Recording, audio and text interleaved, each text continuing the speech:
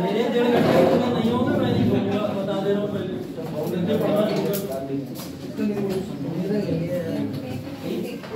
ये वास्तुकला का डिस्कशन चल रहा था और इस वास्तुकला को हम लोगों ने कुछ पार्ट्स में डिवाइड करके रखा हुआ था जिसका हम लोग डिस्कशन कर रहे हैं।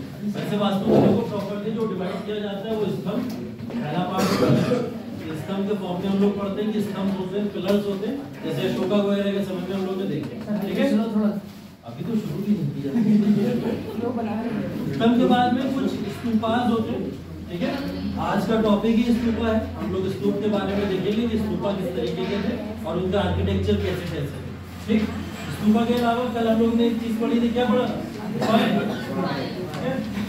गुफाओं का वर्णन पूरा का पूरा वास्तुकला का पार्ट है, आर्किटेक्चर पार्ट है, उसको पढ़ते हैं हम लोग। और एक पार्ट होता है मंदिर, ठीक है। मंदिर आर्किटेक्चर या मंदिरों को किस तरीके से बनाया गया था, कौन सी शैली में बनाया गया था, वो सारी की सारी शैली इसके अंदर आती है। तो ये बेसिक 4 वो पिलर्स हैं वास्तुकला के जिसके बारे में हम लोग पढ़ते हैं। 2 और पिलर्स हैं जिसमें हम लोग क्या बोलते थे, कल हम लोग बात कर रहे थे विहारा और चैत्य, ठीक है। लेकिन वो इसी के पार्ट आ जाते हैं, कई बार इंटरनल इसी में पढ़ लेते हैं। विहारा को क्या बोला जाता है, कल प्रीलिम्स में क्वेश्चन लगाया था, रिसाइडिंग प्लेस होता है। चैत्य क्या होता है, पूजा करने के लिए वो प्लेस जाना जाता है। तो ये 4 टोटल पिलर्स हैं वास्तुकला के जिसके अंदर गुफाओं का सेक्शन पूरी तरीके से पढ़ चुके हम लोग, खत्म हो चुका है, ठीक है। आज का टॉपिक है आपका स्तूपा, ठीक है। स्तूपा के बारे में जो वर्णन करना है आज पूरा का पूरा इसी के बारे में डिस्कशन है। तो स्तूपास क्या होते हैं, किस तरीके के होते हैं, इनका इतिहास क्या है, क्योंकि प्रीलिम्स में एक बार ये क्वेश्चन पूछा गया है। जब भी आपके दिमाग में स्तूप आता होगा तो आपको दिमाग में बुद्धिज्म आ जाता होगा, बिल्कुल आ जाता है। जैसे स्तूप सुनते ही तुरंत बुद्धिज्म आ जाता है। लेकिन क्या स्तूपा का इतिहास उतना ही पुराना है जितना पुराना बुद्धिज्म है, या कुछ उससे पहले भी स्तूपास देखने को मिले हैं, क्या उससे पुराना भी इतिहास देखने को मिला है स्तूपा का, इसके बारे में जानना भी जरूरी है। बुद्धिज्म स्तूपास के लिए पॉपुलर क्यों है ये भी जानना जरूरी है। और स्तूपास जो पॉपुलरली पूरे भारत के अंदर कहां पर है और किस किस कला या कलाकृति में बने हुए, इन सब के बारे में भी जानना उतना ही जरूरी, ठीक है। तो स्तूपास की बात करें, अगर हम लोग इसके हिस्टोरिकल बैकग्राउंड के ऊपर चले तो हिस्टोरिकल बैकग्राउंड के अंदर देखा गया है कि स्तूपास का फॉर्मेशन कैसे होता था। पहले स्तूपास का फॉर्मेशन होता था मिट्टी से, जो बेसिकली धूल जम जाती थी कहीं ना कहीं, वो एक फॉर्म ले लेती थी और वो फॉर्म कुछ इस तरीके से ले लिया करती थी, ठीक है। मतलब मिट्टी के आपने बहुत बड़े बड़े ऐसे देखे होंगे कि कुछ स्ट्रक्चर ऐसे बने हुए आज भी गाँवों में देखते हो कहीं ना कहीं, कुछ इस तरीके के एरियाज बने हुए होते हैं जिनको कुछ इस तरीके से देखने का एक आइडिया मिलता है। तो ये अगर हम लोग बात करें वैदिक इरा की या फिर सिंधु घाटी सभ्यताओं की, उन जगहों पर कुछ ऐसी चीजें खोजी गई जिन चीजों में ऐसा मिला है कि ये स्तूपास के फॉर्म लगते हैं। पहले हमें नहीं पता था ये स्तूपास है या कोई आर्किटेक्चर ऐसा होता था, हमें पुराने समय में नहीं पता था। लेकिन बाद में धीरे धीरे जब ये स्ट्रक्चर मिलना शुरू हो गए तब हमको पता चला कि यार ये तो स्तूपास हो सकते थे, स्तूपास ही हुए होते पहले होते होंगे ऐसे। तो वो स्तूपास क्या होते थे, किस तरीके के होते थे, उसके बारे में थोड़ा जानने की कोशिश ये करते हैं। और ये टाइम पीरियड जो है, मैं अगेन फिर बता रहा हूँ, वैदिक सभ्यता के अंदर स्तूपास का वर्णन देखने को मिला, ठीक है। और वो स्तूपास कौन से होते थे, किस तरीके के होते थे, उसका एक एग्जाम्पल बता दे रहा हूँ मैं आपको। जैसे सन्यासी लोग होते थे, ठीक है। सन्यासी लोग एक जगह आके बैठ जाते थे और उस जगह पे बैठ के ही आके समाधि भी ले लिया करते थे। ये भी हम लोग ने कुछ पीछे देखी है, चीजें पढ़ी है। तो वो जब वहां बैठते थे आके और समाधि ले लिया करते थे, उसी समाधि स्थल में ऐसे करके क्या होता था, एक स्ट्रक्चर बन जाता था। और वो स्ट्रक्चर क्या होता था, उनके ऊपर धूल जम गई, ठीक है, या कुछ ऐसा नहीं, अगर बर्फ वगैरह में बैठे हुए तो बर्फ जम गया, तो ऐसा स्ट्रक्चर ही बन जाता था। उसी स्ट्रक्चर को उस समय में क्या बोला गया, स्तूपास का एक फॉर्म बोला गया। कुछ आर्ट्स मिली है उसमें, उस आर्ट्स के अंदर महिला है, ठीक है, मुझे पिक्चर बनाना आता नहीं, ठीक है। देखो उनका जो जोड़ा होता है ये पीछे बांधे हुए, वो पगड़ी हो जाएगी। तो ये कुछ इस तरीके का होता है, तो इसको बड़ा बना ऐसे तो कुछ होता है। बड़ी बड़ी महिला है, ठीक है, देखने में बिल्कुल अच्छी नहीं, लेकिन ये जो उनका जोड़ा है, इस टाइप के जोड़ा आंध्रा साइड में बनाती है, इधर साइड अभी भी बनाती है, अभी भी देखने को मिलता है। वो कल्चर है वैसा, हमारा महिलाओं पे बहुत ध्यान रहता है।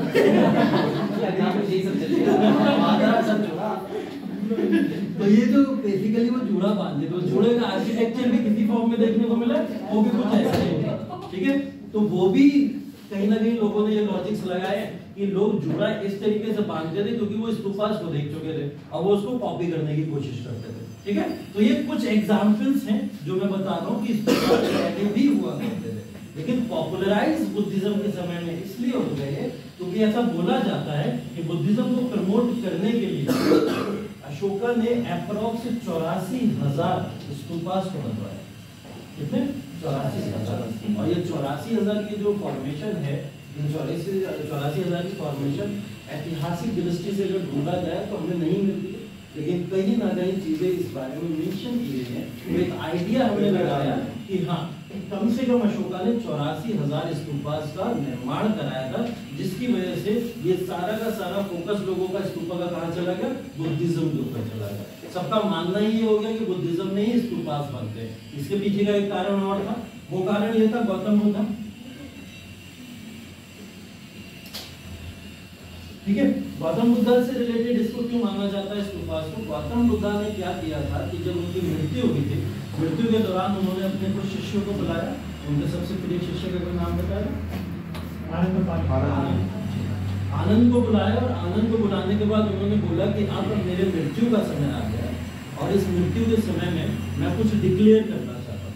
जैसे होता नहीं है कि कुछ लोग होते हैं जो बड़े लोग होते हैं, उन्हें पता चल जाती है पहले से बात, ये तो महात्मा आदमी है, ऑब्वियस बात, भगवान है, बुद्धिज्म, तो इनको ये बात पता थी और इन्होंने क्या करा, लोगों को ये बात बताने की कोशिश करी, जिसमें इन्होंने अपने शिष्य को बुलाया आनंद को, और आनंद को बोला कि मेरी समाधि जो है वो 8 अलग अलग जगहों पे बनवा, ठीक है। 8 अलग अलग जगहों का मतलब, वैसे समाधि का मतलब यहाँ पे किसी टेम्पल आर्किटेक्चर से नहीं, मंदिर से नहीं है, क्योंकि मंदिर या मूर्ति पूजा इन सब चीजों में गौतम बुद्ध का बिलीव नहीं था, क्योंकि मैं ये बुद्धिज्म में आपको पढ़ा चुका हूँ, ठीक है। 2 सेक्ट बटे भी इसी विवाद को लेके थे, तो गौतम बुद्ध का पर्सनल इसके ऊपर बिलीव नहीं था, लेकिन वो कहते थे कि मेरी ऐसी समाधि बना देना कि लोग वहां पर आए, आके विजिट करें, और विजिट करके एटलीस्ट मेमोराइज करें कि मैंने जो उन्हें टीचिंग्स दी हैं वो टीचिंग्स कितनी क्रूशियल है और आपको कितना उसको फॉलो करना चाहिए। तो उन्होंने बोला ठीक है, और ऐसी टोटल इन्होंने 8 जगहों पर अलग अलग अपनी यहाँ पर श्राइन्स कह सकते हो, या उन श्राइन्स को स्तूपा का फॉर्म दे दिया गया। वो स्तूपा का फॉर्म ऐसे दिया गया कि गौतम बुद्धा के जो अवशेष थे, अवशेष की बात करी जाए, अस्थियां थी इनकी, उन अस्थियां को कलेक्ट किया गया कुछ कलश में, और ऐसे 8 कलश बनाए गए अलग अलग तरीके से, और उन 8 कलश को एक एक जगह रखा गया, और उन जगहों के ऊपर क्या कर दिया कि ऐसे एक स्तूपा बना दिया, ठीक है। तो हर जगह पे एक एक स्तूप इस तरीके से निर्माण हुआ जहां उनके अवशेष रखे हुए, ठीक है। कुछ जगहों पे ये भी किया गया कि गौतम बुद्धा के अवशेष के अलावा उनकी कुछ बहुत ही पॉपुलर चीजें, वस्तुएं जो उनके पास रहा करती थी, जैसे आपने देखा होगा गौतम बुद्धा का स्लीपर जो है काफी पॉपुलर है, पिक्चर देखने को मिलते हैं। एक बाउल उनके हाथ में दिखता था हमेशा, उस बाउल को भी दिखाया गया है। बाउल क्या सिंबलाइज करता है? भिक्षु, ठीक है, तो वो भिक्षा को सिंबलाइज करता है। तो ऐसी कुछ चीजें देखने को मिली, तो वस्तुओं के भी बेसिस पे उन्होंने क्या करे, वहां पे अलग अलग श्राइन्स बनाना शुरू कर दिए। उन वस्तुओं को रखा गया और वहां पे प्रोटेक्ट करके क्या बना दी गई, एक श्राइन, उसी श्राइन को क्या बोला गया, स्तूपा बोला गया, ठीक है। तो ये स्तूपा बनते थे। स्तूपा का फॉर्मेशन कैसे होता था? क्या स्तूपा बुद्धिज्म में ही शुरू हुआ? तो बिल्कुल नहीं, इसकी प्रीडेट्स भी हैं, जैसे वैदिक सभ्यता वगैरह के अंदर भी कुछ साक्ष्य मिले हैं। उसके अलावा स्तूपा गौतम बुद्धा के समय बने, और बनने कैसे शुरू हुए थे, उनके अवशेष की बात कर लीजिए, चाहे उनके द्वारा जो वस्तुएं, उनकी पॉपुलर वस्तुएं थी उसकी बात कर लीजिए, जहां वो जाते थे उपदेश देने, जहां वो रहते थे, जहां उनका बर्थ स्थान था, ऐसी तमाम जगहों को भी लोकेट किया गया। उन सारी जगहों पे भी क्या करेगा, स्तूपास को बनाया गया। तो ये स्तूपास अलग अलग तरीके से इस तरीके से डिवाइड किए जाते हैं, कैसे कैसे इनका डिवीजन होता है, उन सारी चीजों को भी अभी हम लोग को डिटेल में देखना। अब मैंने आपको एक पीडीएफ भेजी, ठीक है, तो सब लोग एक पीडीएफ ओपन कर लो, इस पीडीएफ को, और इसके अंदर कुछ डायग्राम्स हो। तो देखो हमारे कल्चर का मतलब ही है, क्या करा जाए, पिक्चर्स तो दिखानी पड़ेगी। पेज नंबर 21, ठीक है।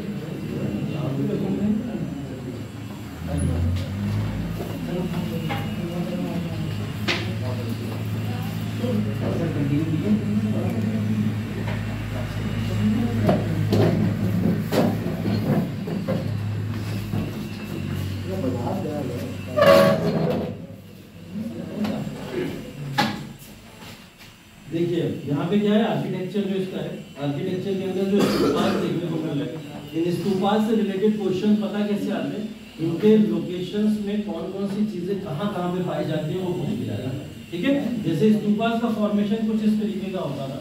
ठीक है, अब ये जो डायग्राम मैं अच्छे नहीं बना पाता हूँ, फिर बता रहा हूँ, बहुत गंदे बने। ठीक है, तो स्तूपास का फॉर्मेशन क्या होता था, कुछ इस तरीके का होता था। उसके अंदर क्या क्या चीजें कहाँ कहाँ पे पाई जाती थी, उन सब के बारे में बताएंगे आपको। ठीक है, तो ये चीजें जो है, जो फॉर्मेशन है स्तूपा का किस तरीके का होता था, इसको देख लीजिए बस बहुत ध्यान से। ये वही डायग्राम है जो डायग्राम वहां पे बना हुआ, बस इसको मैं थोड़ा सा अलग तरीके से दर्शाने की कोशिश कर रहा हूँ। ठीक है, अब ये देखो एक स्तूपा का फॉर्म है। नॉर्मल स्तूपा ऐसे ही होते थे, और ये सारे के सारे स्तूपा मौर्यन पीरियड से पहले के भी हो सकते हैं, ऐसी भी जानकारी दी जाती है। मौर्यन पीरियड के बाद में इसमें बहुत सारे चेंजेस आना शुरू हुए थे, वो चेंजेस क्या क्या थे वो भी देखेंगे। ठीक है, अब इसके ऊपर इस तरीके का एक स्ट्रक्चर है, और ये यहाँ पर एक और स्ट्रक्चर है, और ये स्ट्रक्चर कुछ इस तरीके से डिवाइड होता है अलग अलग। ठीक है, इसकी बात करेंगे। यहाँ पे एक पिलर टाइप का होता है या एक स्टिक टाइप की होती है, और इस स्टिक को हमेशा बनाया जाता है लोकस पॉइंट से। ठीक है, लोकस पॉइंट का मतलब मिड सेंटर को मैच करके हमेशा बनाया जाता है। और इसके पीछे लॉजिक ये है कि जो हमारा मस्तिष्क होता है या जो बॉडी होती है, सोल होती है, ईश्वर से कनेक्ट कहाँ पे होती है, हमारी इंद्रियों से जब जाके ईश्वर से कनेक्ट होना होता है तो वो मिड पाथ होता है। ठीक है, हाँ, तो वो बेसिकली मिड पाथ पे ही आगे कनेक्ट कैसे होगी, इस वजह से हमेशा इसका लोकेशन क्या होता था, मिड पाथ ही हुआ करता था। ठीक है, अब क्या क्या चीजें इसके अंदर है देख लो। जैसे ये इसको बोला जाता था अंड, क्या बोला जाता था, अंड बोला जाता था। ये पूरा का पूरा इलाका क्या अंडाकार आकार का है, इस तरीके से भी याद रख सकते हैं। तो ये क्या बोला जाता था, अंड बोला जाता था। ठीक है, इसके अलावा ये वाला जो इलाका था इसको बोलते थे मेधी, क्या बोलते थे, मेधी। ठीक है, ये इलाका पूरा का पूरा मेधी कहलाता था, इसको कहते थे अंड, ये कहलाता था मेधी। ठीक है, इसके बाद में ये वाला जो नीचे का इलाका है, ठीक है, इसको बोलते हैं वेदिका। क्या बोल रहे हैं, वेदिका। ये जो दो दिख रहे हैं आपको अलग अलग, ये है द्वार। ठीक है, द्वार को क्या बोला जाता है, यहाँ पर तोरण। ठीक है, या तोरण बोला जाता है हिंदी के अंदर, तोरनाज इंग्लिश के अंदर बोला जाता है। तो ये तोरनाज होते थे यहाँ पे, तोरण दो होते थे यहाँ पर। पहले की बात अगर हम लोग करें, बाद में इन तोरणों को चारों दिशाओं में बनाना शुरू कर दिया गया था। ठीक है, लेकिन अभी प्रेजेंट टाइम में स्टार्ट जब हुआ था तो कितने तोरण थे, दो तोरण हुआ करते थे जो एंट्रेंस पे हुआ करते थे। वेदिका होता था जिसको प्लेटफॉर्म कहते थे यहाँ पे। ठीक है, एक प्लेटफॉर्म है, एक चबूतरा टाइप का होगा, चबूतरे के ऊपर ही तो कोई स्ट्रक्चर बना पाओगे। तो वो जो स्ट्रक्चर बनता था उसके ऊपर एक मेधी होती थी, और मेधी के ऊपर क्या बना देते थे, एक अंड बना देते थे, जिसको बेसिकली क्या बोला जाता था, एक सर्कुलर स्ट्रक्चर बोला जाता था। तो यहाँ पे देखने को आपको मिल रहा है। ठीक है, ये जो थी, ये ऊपर का जितना इलाका है इसको बोलते थे छतरी। ठीक है, छतरी समझ भी सकते हो कि छतरी या छतरी ऊपर का इलाका है, पूरी तरीके से उसको ही बोलेंगे। ठीक है, यहाँ पर ये जो रेक्टेंगुलर सेक्शन दिखाया मैंने आपको, इसको बोलते थे हर्मिका। ठीक है, रेक्टेंगुलर सेक्शन को क्या बोलते थे, हर्मिका बोला जाता था। उसके बाद में ये जो तीन मैंने आपको पिलर्स दिखाए, ये जो तीन डायगोनल डायरेक्शंस दिखाई हैं, इन तीन डायगोनल डायरेक्शन का भी एक मायना होता था, मतलब होता था यहाँ बनाने का। इसका मतलब तीन अलग अलग मतलब होते थे। जैसे आपने बौद्ध धर्म के तीन ज्वेल्स या फिर तीन बेसिक प्रिंसिपल्स पढ़े, उन प्रिंसिपल्स में जैसा आपने देखा होगा, पहला बुद्ध होता है, दूसरा धर्मा होता है, और तीसरा संघ होता है। ठीक है, इसके बारे में हम लोग जब बुद्धिज्म पढ़ रहे थे तो तीनों पढ़ा था हमने। तो ये तीन प्रिंसिपल जस्टिफाई करते हैं ऊपर जो हर्मिका के तीन स्ट्रक्चर बने हुए हैं और सर्कुलर स्ट्रक्चर बने हुए हैं, वो क्या आइडेंटिफाई कर रहे हैं वहां पे, एक का मतलब बुद्धा है, एक का मतलब धम्मा है, और एक का मतलब संघ है। अब ये स्ट्रक्चर बना हुआ नहीं आएगा एग्जाम के अंदर। ठीक है, फोटो बना हुआ नहीं आएगा वहां पे। वहां क्या पूछा जाएगा, टॉप मोस्ट पोर्शन जो है एंगुलर पोर्शन, उसको क्या बोला जाता है। ठीक है, या मिड पोर्शन जो है जहां प्लेटफॉर्म है उसके ऊपर के पोर्शन को क्या बोला जाता है, वो लिख के देगा। तो आपको ये दिमाग के अंदर मेमोराइज करके रखना पड़ेगा कि कौन सी जगह या कौन सी लोकेशन कहाँ पे पड़ती है। ठीक है, एक बार फिर से देख लो। हम लोग ने यहाँ वेदिका से शुरू किया।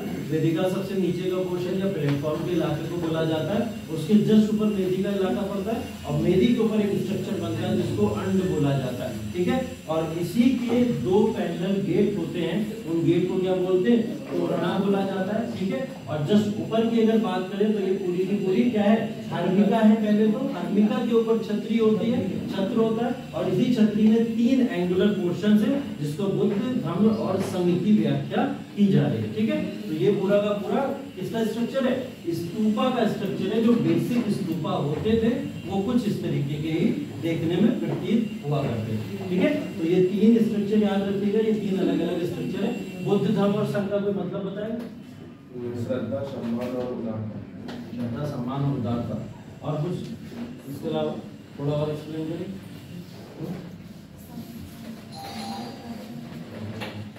बुद्ध मतलब बुद्धा क्यों बोला जाता है, अगर बुद्धा बोलते हैं उसको, धम्मा है तो धम्मा उसको क्यों बोला जा रहा है, संघ है तो उसको संघ क्यों बोला जा रहा है, इसका क्या कारण है बोलने का?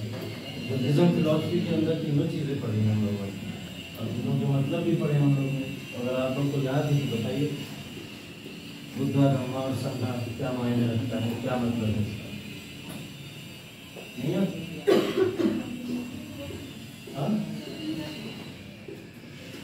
बुद्धा का मतलब होता है जब गौतम बुद्धा को एनलाइटनमेंट मिला, ज्ञान की प्राप्ति हुई, तो जो ज्ञान की प्राप्ति हुई है उसी को क्या बोला जा रहा है, यहाँ पे बुद्धा बोला जा रहा है, ठीक है। मतलब ज्ञान की प्राप्ति उन्हें किस तरीके से हुई, क्या जर्नी रही उसके लिए, उस पूरी की पूरी जर्नी को बुद्धा के वर्ड के साथ में अटैच किया गया है। धम्मा का मतलब क्या है, यहाँ पे धर्म का अनुपालन कैसे करना है। अब बुद्धिज्म में अगर आप आए तो बुद्धिज्म को फॉलो कैसे करोगे? अशोका धम्मा के लिए तो जाने जाते थे, अपने पिलर्स में 3 पिलर्स में उन्होंने धम्मा लिखा है, ठीक है। और सारे के सारे प्रिंसिपल्स धम्मा से रिलेटेड, मतलब धर्म कैसा होना चाहिए आपका, और धर्म का अनुपालन कैसे करना चाहिए, उसके तमाम प्रिंसिपल्स धम्मा कहलाते हैं। संघ क्या है फिर तीसरा वाला? संघ है जो भिक्षु होते हैं बौद्ध धर्म में, या भिक्षुणी होती है जो बौद्ध धर्म में, उनका संघ बनता है ना, ऑर्गेनाइजेशन बनता है। वो ऑर्गेनाइजेशन किस तरीके से वर्क करेगा, वो लोग किस तरीके से रहेंगे, क्या संन्यास लेना जरूरी है या नहीं जरूरी है, उनके जो प्रिंसिपल्स और आइडियाज और टीचिंग्स लिखी हुई है वो सब क्या कहलाती है, संघा कहलाती है। तो इस वजह से सबसे टॉप पोर्शन पे बुद्ध के 3 प्रिंसिपल्स दिखाए गए, जिससे कोई भी स्तूपा अगर देखने पहुंचेगा तो इन 3 आइडियाज को अपने दिमाग में जरूर बैठा लेगा। बुद्धास को या बुद्धिज्म को फॉलो करने के लिए ये 3 चीजें मानना बहुत जरूरी है, ठीक है। ये समझ आ गया। अगर स्तूपा की बात होगी तो ये जो नए नए टर्मिनोलॉजीज आज आप लोग ने सुनी है सब याद रहेंगी, याद रहेंगी, हटा दें इसको।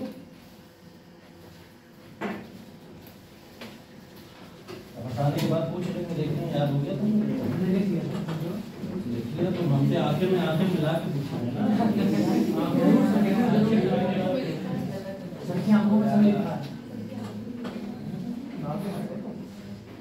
हाँ बताओ, चरण ऊपर देखिए, तो बताओ सबसे ऊपर का जो पोर्शन है उसमें जो रेक्टेंगुलर पोर्शन है उसको क्या कहते हैं? कौन? चरण ही है, चरण चरण चरण बोलो। हाँ छतरी रेक्टेंगुलर पोर्शन में छतरी, आयताकार पोर्शन में क्या था ऊपर जो आयताकार बना हुआ था, क्या था? हाँ बोलो। चरनी को मुझे लग रहा है चरण की आत्मा हर्मिका, हाँ हर्मिका बोलते हैं उसको, ठीक है। और प्रीति बताओ पीछे से सबसे टॉप पे जो स्टिक होती है उसको क्या बोला जाता है? छतरी बोला जाता है। छतरी में 3 अलग अलग सिंबल्स हैं, काजल बताइए क्या क्या सिंबल है? हाँ बुद्ध, नाम और संघ है, ठीक है। सबसे डाउन पोर्शन, नीचे वाला जो पोर्शन है उसको क्या बोला जाता है? हम तो सबसे पूछ रहा हूँ, बता दो। वेदिका बोला जाता है। वेदिका के जस्ट ऊपर प्लेटफॉर्म के ऊपर क्या है? वेदी है। वेदी के ऊपर क्या है? ठीक है। तो और जो गेट्स है, जो गेट्स है आनंद नहीं है बेटा, आनंद फॉलोअर है। आनंद और अंडे में फर्क होता है, ठीक है, दोनों में अलग अलग है, ठीक है।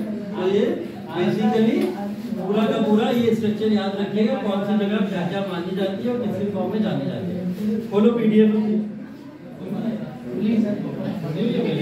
अब इसी के अंदर आगे आपको दिख रहा होगा एक और स्ट्रक्चर, ठीक है। 2 2 पेज छोड़ के तीसरे पेज पे फिर एक स्ट्रक्चर दिख रहा होगा। अब इस स्ट्रक्चर के अंदर कुछ नई चीजें दिख रही होंगी जो मैंने बताई है उसके अलावा, ठीक है। जैसे पहली तो चीज ऊपर दिखती होगी यष्टि लिखा हुआ, ठीक है। आगे चल के क्या हुआ, छत्रास थे या जिनको छत्री हम लोग बोल रहे थे वो चेंज हो गए और उनको छत्रास को क्या कर दिया गया, उस स्टिक को किस फॉर्म में जाने लगे, यष्टि के फॉर्म में जाने लगे, ठीक है। तो याद रखिएगा ये जो छतरी है, छतरी की जो अब स्टिक है, इस स्टिक को क्या बोलते हैं, यष्टि बोलते हैं, ठीक है। वैसे पूरा पोर्शन छतरी कहलाता था, लेकिन अब सिर्फ स्टिक को उठा के क्या बोल दिया गया, यष्टि बोल दिया, ठीक है। तो ये जो पूरा का पूरा पोर्शन था, अब इसको क्या बोल दिया गया, यष्टि बोल दिया गया।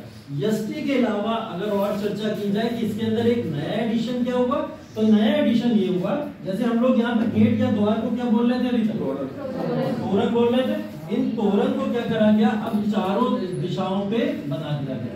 अब ये चारों दिशाओं, मतलब ये बीच का स्ट्रक्चर है और इस स्ट्रक्चर के ऊपर जिस तरीके से स्तूपा बना है और इसी स्तूपा के चारों डायरेक्शन में क्या बना दिया गया, तोरण बना दिया गया। मतलब तोरण का जो स्ट्रक्चर था वो अब 2 द्वार का नहीं रह गया, वो चारों दिशाओं पे अब वो तोरण देखने को मिल गया, ठीक है। एक चेंज क्या देखा हमने, ऊपर की जो हर्मिका थी, ठीक है, हर्मिका के ऊपर क्या हुआ, अब एक ये जो छत्र हम लोग जिसको बोल रहे थे पूरा, इसमें से जो स्टिक है, इस स्टिक को क्या बोलने लगे, यष्टि बोला जाने लगा, ठीक है। और इस यष्टि के ऊपर ही ये 3 बुद्ध, धम्म और संघ के प्रिंसिपल देखने को मिलते हैं। एक तो ये परिवर्तन हो गया यष्टि वाला, एक तोरण वाला परिवर्तन हो गया, और देखो उसमें क्या परिवर्तन तुम लोग को दिख रहा है,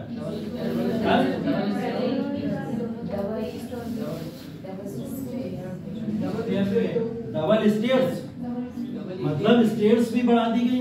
पहले स्टेयर्स एक ही जगह थी, यहाँ पे हम लोग बात कर रहे थे इसके नीचे का इलाका क्या बोल रहे थे, मेधी बोल रहे थे, ठीक है। मेधी के नीचे क्या था, वेदिका, ठीक है।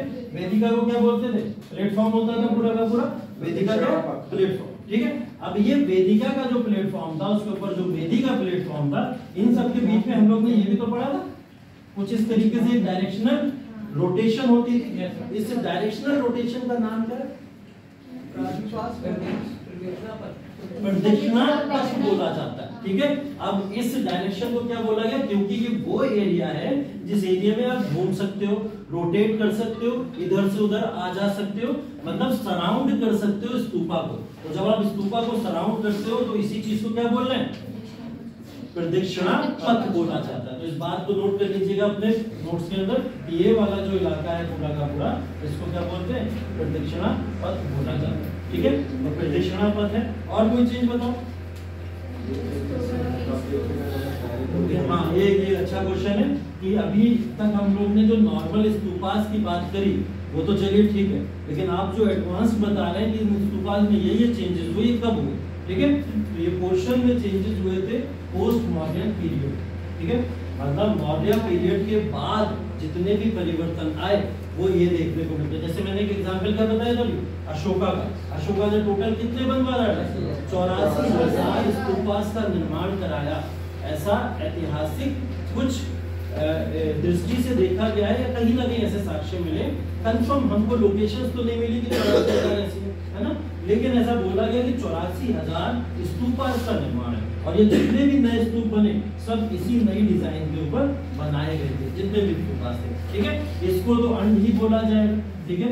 ये जो इलाका है पूरा का पूरा, इसको अंड ही बोला जाएगा, ये अंड ही बोला जाता है पूरा इलाका,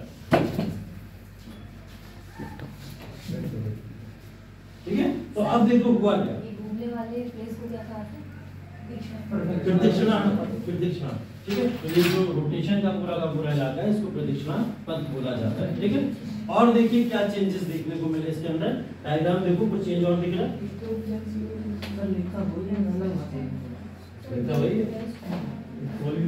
ये तो मैंने बता दिया आपको, तोरणा को 4 डायरेक्शन में बना दिया गया बेसिकली। एक ईस्ट में हो गया, एक वेस्ट में हो गया, एक नॉर्थ में हो गया और एक साउथ में हो गया। सबसे बड़ा परिवर्तन यही था तोरणा के फॉर्म में। अब देखिए तोरणा के मतलब है अगले ही पेज पे देखने को मिलेगा आपको। तोरणा के 4 मतलब यहाँ पे बताए गए कि ईस्ट के अंदर, पूरब के अंदर जो तोरण है उसका क्या मतलब था, बर्थ, ठीक है। क्या मतलब है उसका, बर्थ, मतलब गौतम बुद्धा की जब बर्थ हुई तो बर्थ को क्या बोला जाता था, ये ईस्ट तोड़ना का पूरा एक एग्जाम्पल है। कहाँ पे बर्थ हुई थी? ईस्ट तोड़ना की अगर बात करें हम लोग तो ईस्ट का जो इलाका है वो इनकी बर्थ के लिए जाना जाता है। ठीक है, आगे देखो साउथ का है। साउथ वाला किसके लिए जाना जाता है? इनके निर्वाण के लिए। और निर्वाण की प्राप्ति वो बोल गया। निर्वाण किसको बोलते हैं? ज्ञान की प्राप्ति। और जैन धर्म में ज्ञान की प्राप्ति को वेरी गुड। ठीक है, तो नॉर्थ में क्या बेसिकली ईस्ट में क्या है? बर्थ की बात हो रही है जो लंबनी में हुई है, और साउथ में किसकी बात हो रही है? निर्वाण की बात हो रही है जो बोध गया में है। ऊपर नीचे देखिए उसके बाद वेस्ट लिखा हुआ। ठीक है, मतलब पश्चिम की बात है, वहां धर्म चक्र परिवर्तन की बात हो रही है। और वो सारनाथ मतलब क्या है? वो उपदेश, पहला उपदेश उन्होंने दिया था ना, सारनाथ में तो दिया था। तो सारनाथ के अंदर जो पहला उपदेश दिया उसकी बात यहाँ पे कौन से वेस्ट वाले में की गई। और अब नॉर्थ में चले जाओ, नॉर्थ में क्या डेथ दिखाना है, और डेथ कहाँ हुई है? कुशीनारा के अंदर या कुशीनगर। ठीक है, तो ये चार अलग अलग तोड़ना और चारों के मतलब यहाँ पे ये हैं जो यहाँ पर दर्शाए गए। ठीक है,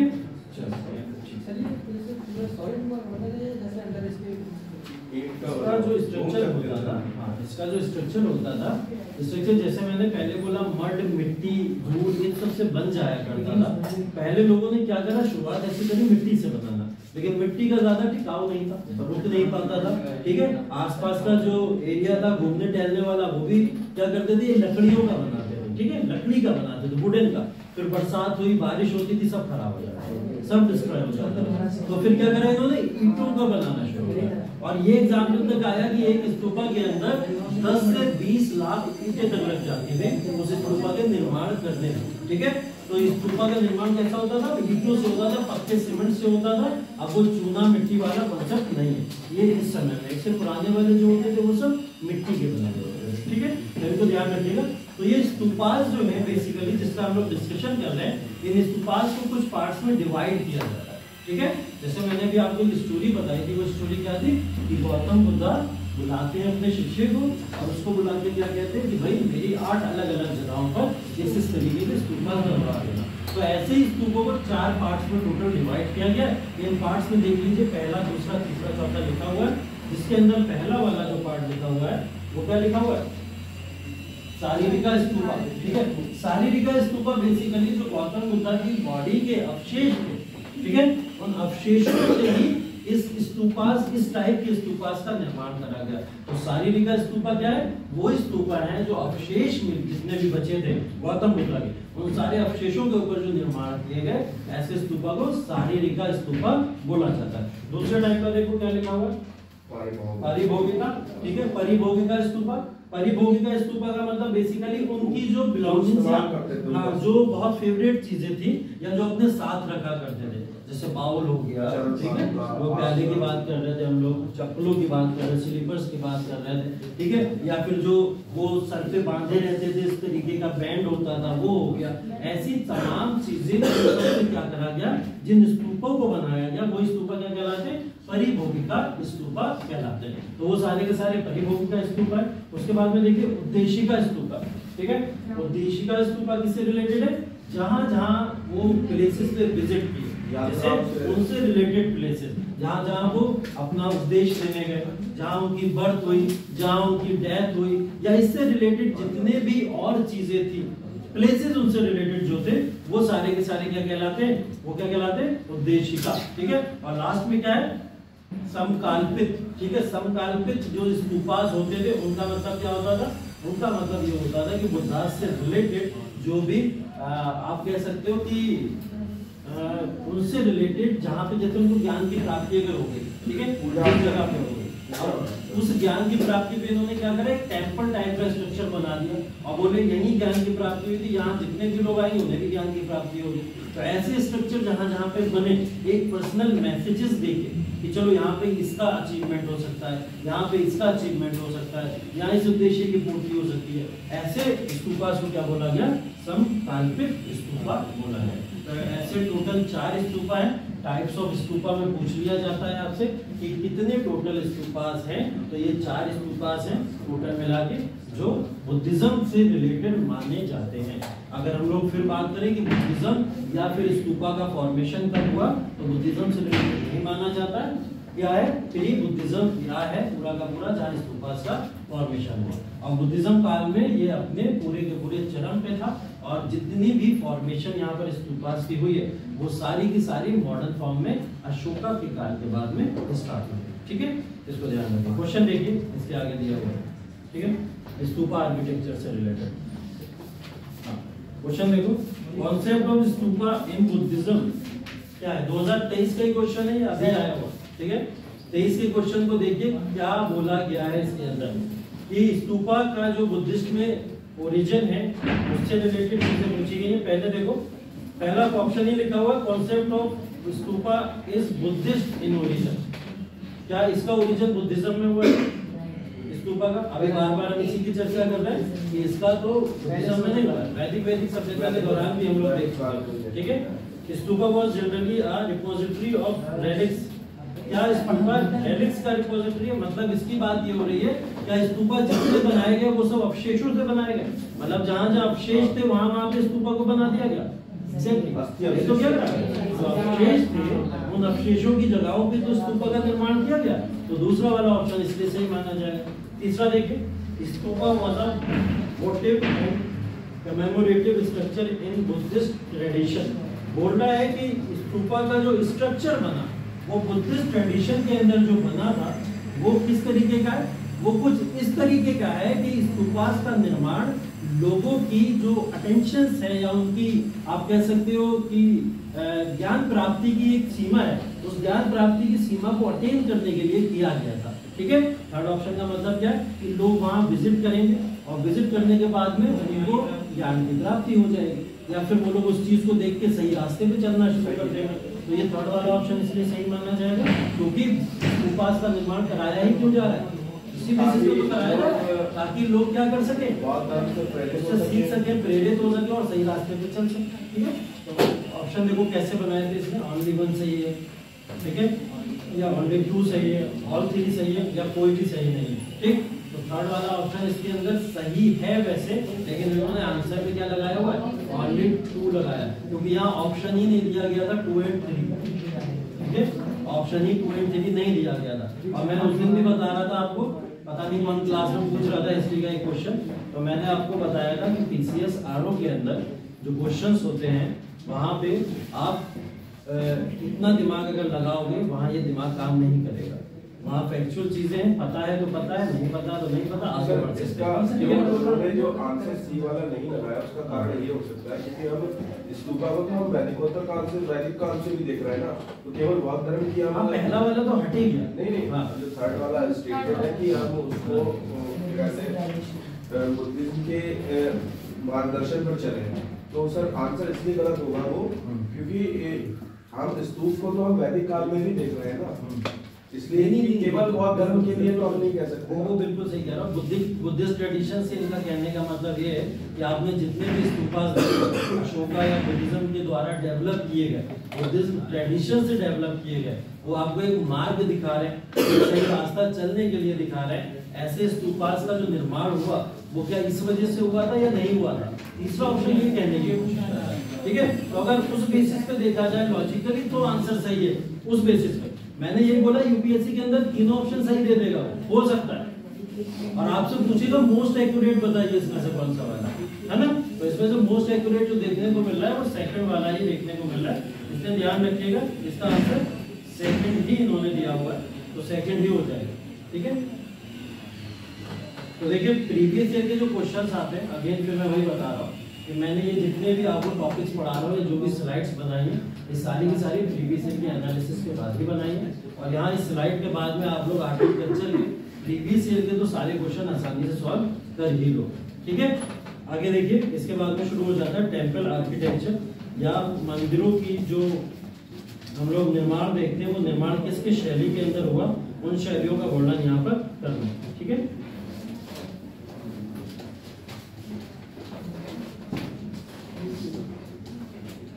देखिए टेम्पल आर्किटेक्चर जैसा है, उस टेम्पल आर्किटेक्चर से रिलेटेड बार बार जब भी हम लोग टेम्पल आर्किटेक्चर की बात करते हैं तो इसके अंदर 3 पॉपुलर स्ट्रक्चर या फिर वो हमको निर्माण देखने को मिलते हैं जो बहुत पॉपुलर है इंडिया के अंदर। ठीक है, और ऐसे निर्माण कौन कौन से हैं? तीन मंदिर की शैलियां, ठीक है। तो उन शैलियों की अगर बात करें तो पहला नागर शैली है, दूसरी द्रविड़ शैली है और तीसरी बेसर, ठीक है। बेसर या बेसरा ठीक है। तो ये तीन शैलियों के अंदर मंदिरों का निर्माण पूरे भारत के अंदर हुआ, ठीक है। अभी प्रेजेंट टाइम में राम मंदिर अयोध्या के अंदर उसका निर्माण यहाँ पर नागर शैली है उसके अंतर्गत हुआ था। अभी उसका आपको फोटो भी दिखा दूंगा कहाँ पे किस किस चीजों को बनाया गया है, कैसे कैसे चीजों को लोकेट किया गया है उसके बारे में बता देंगे। लेकिन इन आर्किटेक्चर के अंदर क्या क्या चीजें होती हैं, कैसे होती है उसके बारे में देख लेते हैं, ठीक है। पहले तो ये देखिए आप कि अगर हम लोग एक इंडिया के स्ट्रक्चर की बात करें तो इस इंडिया के स्ट्रक्चर में 3 लोकेशन है टोटल, ठीक है। इन लोकेशन में कौन सी जगह पे कौन कौन सा टेंपल देखने को मिला उसको मैं यहाँ पर लोकेट कर देता हूँ, ठीक है। ये 3 लोकेशन लोकेट करिए। अब आप लोग मुझे बताइए कौन सी जगह पर कौन सी शैली के मंदिर पाया जाते हैं। सर ऊपर उत्तर भारत, सर उत्तर भारत की हम बात कर रहे हैं तो अयोध्या जैसे नागर शैली पे बना है। एग्जांपल है नागर शैली प्रॉपर तरीके से कहाँ पर है, उत्तर भारत के अंदर है। कोई राजवंश जो इन टेंपल्स को इसी स्ट्रक्चर में बनाता था, कोई एक एग्जांपल कौन सा राजवंश था, गुप्ता एम्पायर, ठीक है। गुप्ता एम्पायर से रिलेटेड नागर शैली के अंदर जितने ज्यादा टेंपल्स देखने के मिलेंगे वो ज्यादातर गुप्तास के द्वारा बनाए गए टेंपल्स है। दक्षिण भारत में आ जाइए, दक्षिण भारत में कौन सी शैली है, द्रविड़, नाम से पता चल रहा है, ठीक है। द्रविड़ मंदिर की शैली होती थी दक्षिण भारत के अंदर। और दक्षिण भारत में जो द्रविड़ मंदिर शैली है ऐसा कौन से शासकों ने किया होगा, पल्लवास के द्वारा किया गया होगा। और कोई एग्जांपल पांड्या, चोला, चेरास, ये सब भी तो साउथ इंडिया के रूलर्स थे, इनके बारे में हम लोग ने पढ़ा था। तो इन शासकों ने भी जो मंदिरों का यहाँ पर निर्माण कराया वो सब कौन सी शैली में कराया, द्रविड़ शैली के अंतर्गत कराया। दक्षिण भारत में ही आता था। हाँ, विजयनगर के मंदिरों की भी शैली का निर्माण जो है वो उसमें, ठीक। इसके बाद में ये जो इलाका दिख रहा है आपको कौन सा इलाका है, वेस्टर्न, वेस्टर्न का कुछ दक्कन इलाका और कुछ जो गुजरात का पोर्शन आपको देखने को मिलता है। इन पोर्शन में मिक्स सभ्यता के मंदिर बने, मतलब ये क्या था, मिड भारत था, मालवा, गुजरात या फिर मध्य प्रदेश, या फिर आप इस लाइन को थोड़ा सा और खींच के इधर ले आएंगे तो यहाँ सब मिक्स टाइप ऑफ टेंपल्स देखने को मिलते हैं। मतलब इसके अंदर जो नागर शैली है वो भी पाई जाती है, द्रविड़ शैली है वो भी पाई जाती है। ऐसे मंदिर क्या कहलाते हैं, बेसर शैली के मंदिर कहलाते हैं, जिसमें दोनों टाइप के स्ट्रक्चर देखने को मिले, जिसमें नागर का भी स्ट्रक्चर मिल जाए और द्रविड़ का भी मिल जाए। ऐसे सारे टेंपल्स क्या कहलाते हैं, वो कहलाते हैं आपके बेसर शैली के मंदिर। ऐसे शैली के मंदिरों का निर्माण करने वाले लोग काकतीय राजवंश, चालुक्य राजवंश, ठीक है। तो ये सब इसके पार्ट हो जाएंगे जिन्होंने बेसर शैली का निर्माण यहाँ पर करवाया, ठीक है। कौन सी शैली कौन से शासकों से रिलेटेड है और कौन से रीजन्स में है, ये इंपॉर्टेंट बहुत ज्यादा है, इसको ध्यान जरूर रखें। फिर से बता दे रहा हूँ, हम पूरे भारत के 3 लोकेशंस देख रहे हैं, जिसके अंदर पहला उत्तर भारत है। उत्तर भारत के अंदर हम लोग नागर शैली या नागर मंदिरों की जो शैली है उसकी बात कर रहे हैं। और नागर मंदिरों की शैली का निर्माण कराने वाले भारत में कौन थे, गुप्ता वंश के शासक थे, ठीक है। उसके बाद द्रविड़ शैली की बात करें तो द्रविड़ शैली पूरी साउथ की वंशज की है। और साउथ की वंशज में द्रविड़ शैली के जितने मंदिर बने उसके राजवंश की बात अगर की जाए तो जैसे पल्लवास की बात कर ली हम लोग ने, ठीक है। चोला, चेरास या पांड्यास की बात कर लो, ये सब इससे रिलेटेड है, ठीक। कुछ विजयनगर के भी शासकों ने इसी स्टाइल में मंदिर बनवाए, ठीक। उसके बाद में अगर बात करें वेस्टर्न इलाके की या मिला जुला जो मध्य भारत का इलाका, उस मध्य भारत के इलाके में इन दोनों शैली के नागर शैली और द्रविड़ शैली दोनों शैली के मंदिर पाए गए हैं। और ये दोनों शैली के जो मंदिर हैं इन्हीं को बेसर शैली बोला जाता है। और इनके एग्जाम्पल जैसे हम लोग ने बात करी चालुक्य या काकतीय राजवंश, ठीक है, तो वो इससे रिलेटेड है, ठीक है। नोट्स में नहीं लिखी है इसलिए चाहो तो कॉपी में मेंशन कर लेना, ये सब चीजें वहां पे मेंशन नहीं की है।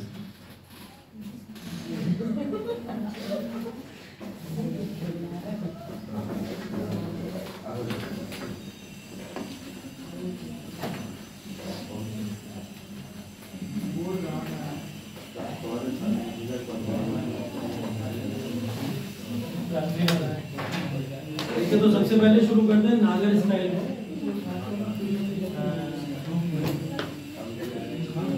ठीक है। नागर कला कैसी थी, नागर शैली कैसी थी, अगर उसकी बात की जाए तो सबसे पहले पॉइंट के साथ में हम लोग शुरू करते हैं। जो पॉइंट आप लोग देख सकते हो, आप लोग के नोट्स के अंदर लिखा हुआ है क्या, पंचायतन, ठीक है। क्या लिखा हो, पंचायतन। ठीक है, अब इसकी बात अगर की जाए तो देखिए यहाँ पे एक छोटा सा स्ट्रक्चर बना रहा हूँ।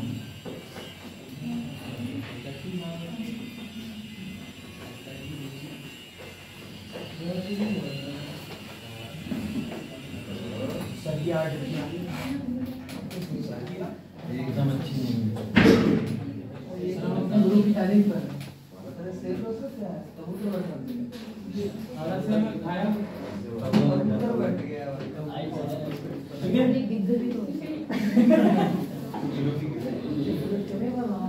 आ सकते हैं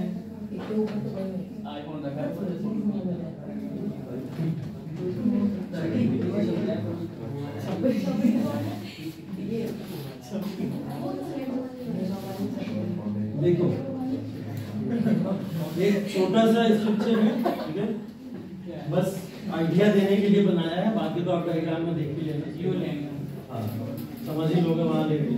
यहाँ देखो समझाने की ये बात है कि एक ये टेम्पल है, एक टेम्पल का स्ट्रक्चर है। इस टेम्पल के स्ट्रक्चर को बोला जा रहा है नागर स्टाइल का टेम्पल। ठीक है, कौन सा स्टाइल का, नागर स्टाइल का टेम्पल। इस नागर स्टाइल के टेम्पल में ये जो नीचे आप देख रहे हो प्लेटफॉर्म, ठीक है, जिसको वैसे अंग्रेजी में अप्रेस्ड प्लेटफॉर्म बोला जाता है, लेकिन हिंदी में इसके लिए एक वर्ड यूज होता है जिसको बोलते हैं जगाबी। ठीक है, क्या बोलते हैं, जगाबी। प्लेटफॉर्म को क्या बोला जाता है, जगाबी बोला जाता है। और ये नीचे का सबसे डाउन प्लेटफॉर्म होता है जिसके ऊपर मंदिर स्ट्रक्चर बनाया जाता है। ठीक है, हाँ, बेस बेसिकली जिसके ऊपर मंदिर बनाया जाता है। ठीक है, कुर्सी, नींव जिस पे रखी जाती है। ये क्या होता है, गर्भगृह होता है। ठीक है, ये नीचे जो बनाया मैंने ये क्या है, गर्भगृह है। गर्भगृह वो इलाका है जहाँ पर मूर्ति रखी जाती है। ठीक है, गर्भगृह का इलाका है जहाँ पर मूर्ति रखी जाती है और मूर्ति के ही ऊपर कुछ इस तरीके का एक स्ट्रक्चर बनाया जाता है जिसको बोलते हैं शिखर। ठीक है, क्या बोला जाता है, शिखर बोला जाता है। शिखर के ऊपर अब छतरी नहीं, ठीक है, कुछ बोलो, कुछ ऊपर होगी सर। हाँ, गुंबद, गुंबद उस समय नहीं बोलते, गुंबद तो मध्यकालीन भारत के अंदर बोला गया। ठीक है, देखो दो शब्द हैं यहाँ पर इस तरीके के, एक ये है और इसके ऊपर एक इस तरीके की चीज छोटी टाइप की बनाई जाती थी। ठीक है, एक को बोला जाता था आमलक और एक को बोला जाता था कलश। ठीक है, एक को आमलक बोला जाता था, एक को क्या बोला जाता था, कलश। और ये जो इलाका था जो अगल बगल देखने को मिल रहा है इसको बोलते थे मंडप और इसको बोलते थे अर्ध मंडप। ठीक है, अर्ध मंडप और मंडप बोला जाता है। ये लगन वाला मंडप, माधवी के साथ लगन वाला मंडप, ठीक है, वो मत सोचो यार। तो ये मंडप जो बेसिकली है ये वो एरिया होता था जो टेम्पल के आसपास का इलाका जो होता था जहाँ पे लोग कलेक्ट होते हैं बेसिकली। ठीक है, कलेक्टिंग एरिया को मंडप बोला जाता है और इसी के जस्ट बगल में अर्ध मंडप भी होता था। वैसे एरिया जहाँ अब ये टेम्पल का एक डिजाइन जो नॉर्मल है, आप लोग गए हैं टेम्पल बहुत सारे और आपने ये नॉर्मल डिजाइन उत्तर भारत में देखा हर जगह। हम लोग किसी भी टेम्पल्स में जाते हैं यहाँ पे ये डिजाइन देख, यहाँ पर एक चीज आपको नहीं दिखती होगी, वो चीज जो इर्द गिर्द का चारों तरफ का इलाका है, ये इलाका बाउंड्री से कवर होता है। ठीक है, बाउंड्री से कवर होता है, मतलब इधर उधर के चारों तरफ के इलाके में कहीं पानी नहीं मिलेगा। ठीक है, वाटर टैंक्स जिनको बोला जाता है, बेसिकली पानी के टैंक जो जिनको बोला जाता है वो देखने को नहीं मिलेंगे। द्रविड़ मंदिर स्टाइल जो है जिसकी हम लोग ये बात कर रहे हैं साउथ इंडिया के अंदर, तो उन मंदिरों के अंदर जहां जहां पे मंदिर बने आसपास चारों तरफ वाटर टैंक्स होते हैं। ठीक है, वहां की एक स्पेशली कला यही है कि जहां पे भी वो टेम्पल्स बनाएंगे उसके इर्द गिर्द चारों तरफ क्या करेंगे, वो बना देंगे वाटर टैंक्स को। अब वाटर टैंक्स को बनाने का बहुत सारे एग्जाम, मदुरई का टेम्पल है, ठीक है, रामेश्वरम का टेम्पल है, ऐसे बहुत से एग्जाम, चारों तरफ क्या दिखेगा, वाटर टैंक्स देखने को मिलेंगे। अभी यूएई में एक मंदिर का निर्माण हुआ, वो नागर शैली के अंदर हुआ है, लेकिन उसके अंदर वाटर टैंक्स भी देखने को मिल रहा है। तो वहां पे क्या मतलब है, उन्होंने दोनों मंदिरों की शैली को वहां पर लेके आए। ऐसा एक एग्जाम्पल उत्तर भारत में भी देखने को मिलता है, अभी आगे मैं बताऊंगा तब आपको बताऊंगा। ठीक है, तो देखिए ये एक स्ट्रक्चर हो गया, इसको तो बोला जा रहा है एक टेम्पल है। ठीक है, अब देखिए पंचायतन क्या वर्ड होता है, एक तो ये मार्कर वार्कर इतना खराब है, कोई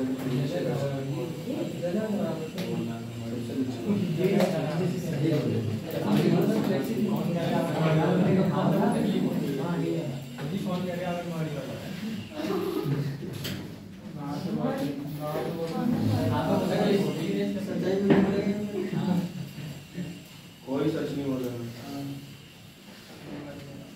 सर, टूट जा रहा हूँ।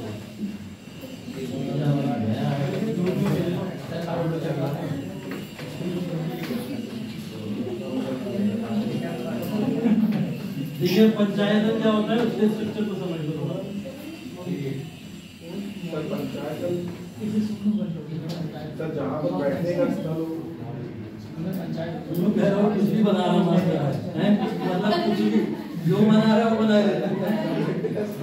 अब क्या करूँ, डिजाइन होती आर्ट होती पास में तो बना देता है, क्या बनाया जाए इसका, मतलब बोर्ड इतना गंदा, ऊपर से मार्कर नहीं चल रहा है, ऊपर से मेरी आर्ट कितनी सर ये हम अभी गंदा ही नहीं था। हाँ, ये देखो ये पंचायत का एक एग्जांपल है जिसकी मैं बात बताने जा रहा हूँ आपको। अभी मैंने ये जो टेंपल बनाया, इस टेंपल को मान लो ये गोला है, ये टेंपल है। हाँ, मैं इसको पूरा उठा के बिरयानी बना सकता था, ठीक है? तो मैंने क्या बोला, ये जो सर्किल अंदर है ये क्या, ये वाला, ये वाला, ठीक है? दिमाग देखो, दिमाग कितना तेज है मेरा, है इतना बड़ा स्ट्रक्चर बना के उसमें टेंपल बना दिया तो अच्छा नहीं लगता? मैंने बीटेक किया है,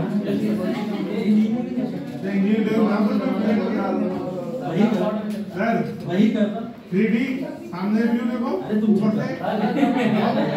देखो ये चार तरफ मैंने 4 सर्कल्स बनाए, ठीक है?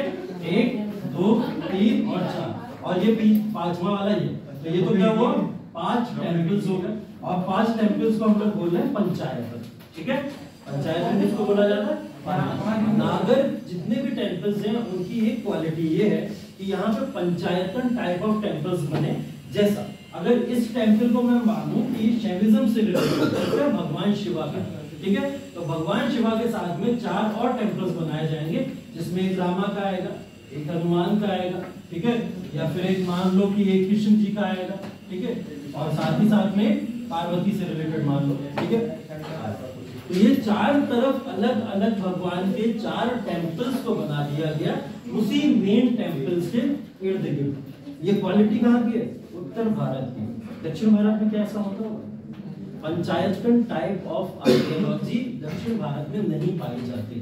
पहली चीज मैंने बार बार बताया है, वहां पे जो उपासक हैं, वहां के जो ज्यादातर मानने वाले लोग हैं, वो या तो शैविज्म पे ज्यादा फोकस करते हैं या वैष्णविज्म पे ज्यादा फोकस करते हैं। तो अगर वो लोग बात करेंगे तो भगवान शिवा की मूर्ति ज्यादातर देखने को मिलेंगी, या पार्वती देवी के फॉर्म में अगर पूजेंगे तो पार्वती की देवी मूर्ति देखने को मिलती है, ठीक है? अगर आप पश्चिम बंगाल के इलाके के अंदर चले जाओ तो माँ दुर्गा, ठीक है? दुर्गा की मूर्ति वगैरह जगह जगह पे देखने को मिलती है, उस टेंपल को बनाया जाता है, लेकिन उसको भी अलोन बनाया जाता है, ठीक है? उत्तर भारत एकमात्र ऐसा रीजन है जहां पे जिन्होंने सभी आर्किटेक्चर को मिलाया, ठीक है? और ये हमारे यहाँ की सबसे अच्छी खूबसूरती यही है कि हमने शैविज्म को जितनी इंपॉर्टेंस दी है उतनी ही इंपॉर्टेंस और दूसरे संप्रदायों को भी दी है। और नागर शैली इसलिए सबसे ज्यादा इंपॉर्टेंट शैली मानी जाती है, हाँ, इसलिए इंपॉर्टेंट शैली मानी जाती है क्योंकि इस शैली के मंदिरों के अंदर ये तमाम चीजें देखने को मिलती है। अब ये स्टार्टिंग फॉर्म है नागर टाइप ऑफ टेम्पल्स के।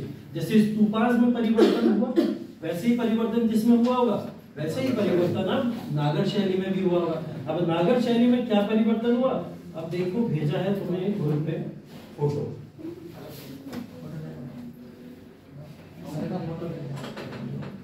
ये अलग वाला फोटो है, अलग से फोटो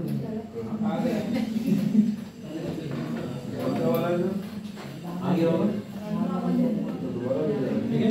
अब ये है राम मंदिर, ठीक है?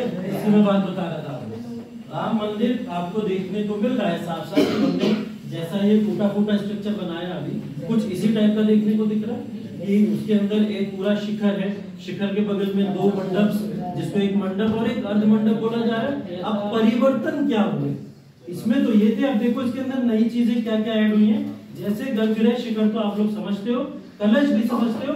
कलश के ऊपर एक ध्वज लगाया गया जिसको ध्वजा या ध्वज बोला जा रहा है, एक ध्वज लगाया गया, एक परिवर्तन ये हुआ। और दूसरा परिवर्तन इसके अंदर देख लीजिए, दूसरा परिवर्तन क्या दिख रहा है? प्रदक्षिणापद। प्रदक्षिणापद। प्रदक्षिणापद तो पहले भी होता था, जैसे ये बनाया हुआ हम लोगों ने, होता था पहले से, लेकिन एक परिवर्तन यहाँ पर हुआ है, उसको बोला जाता है गर्भगृही। गर्भगृही तो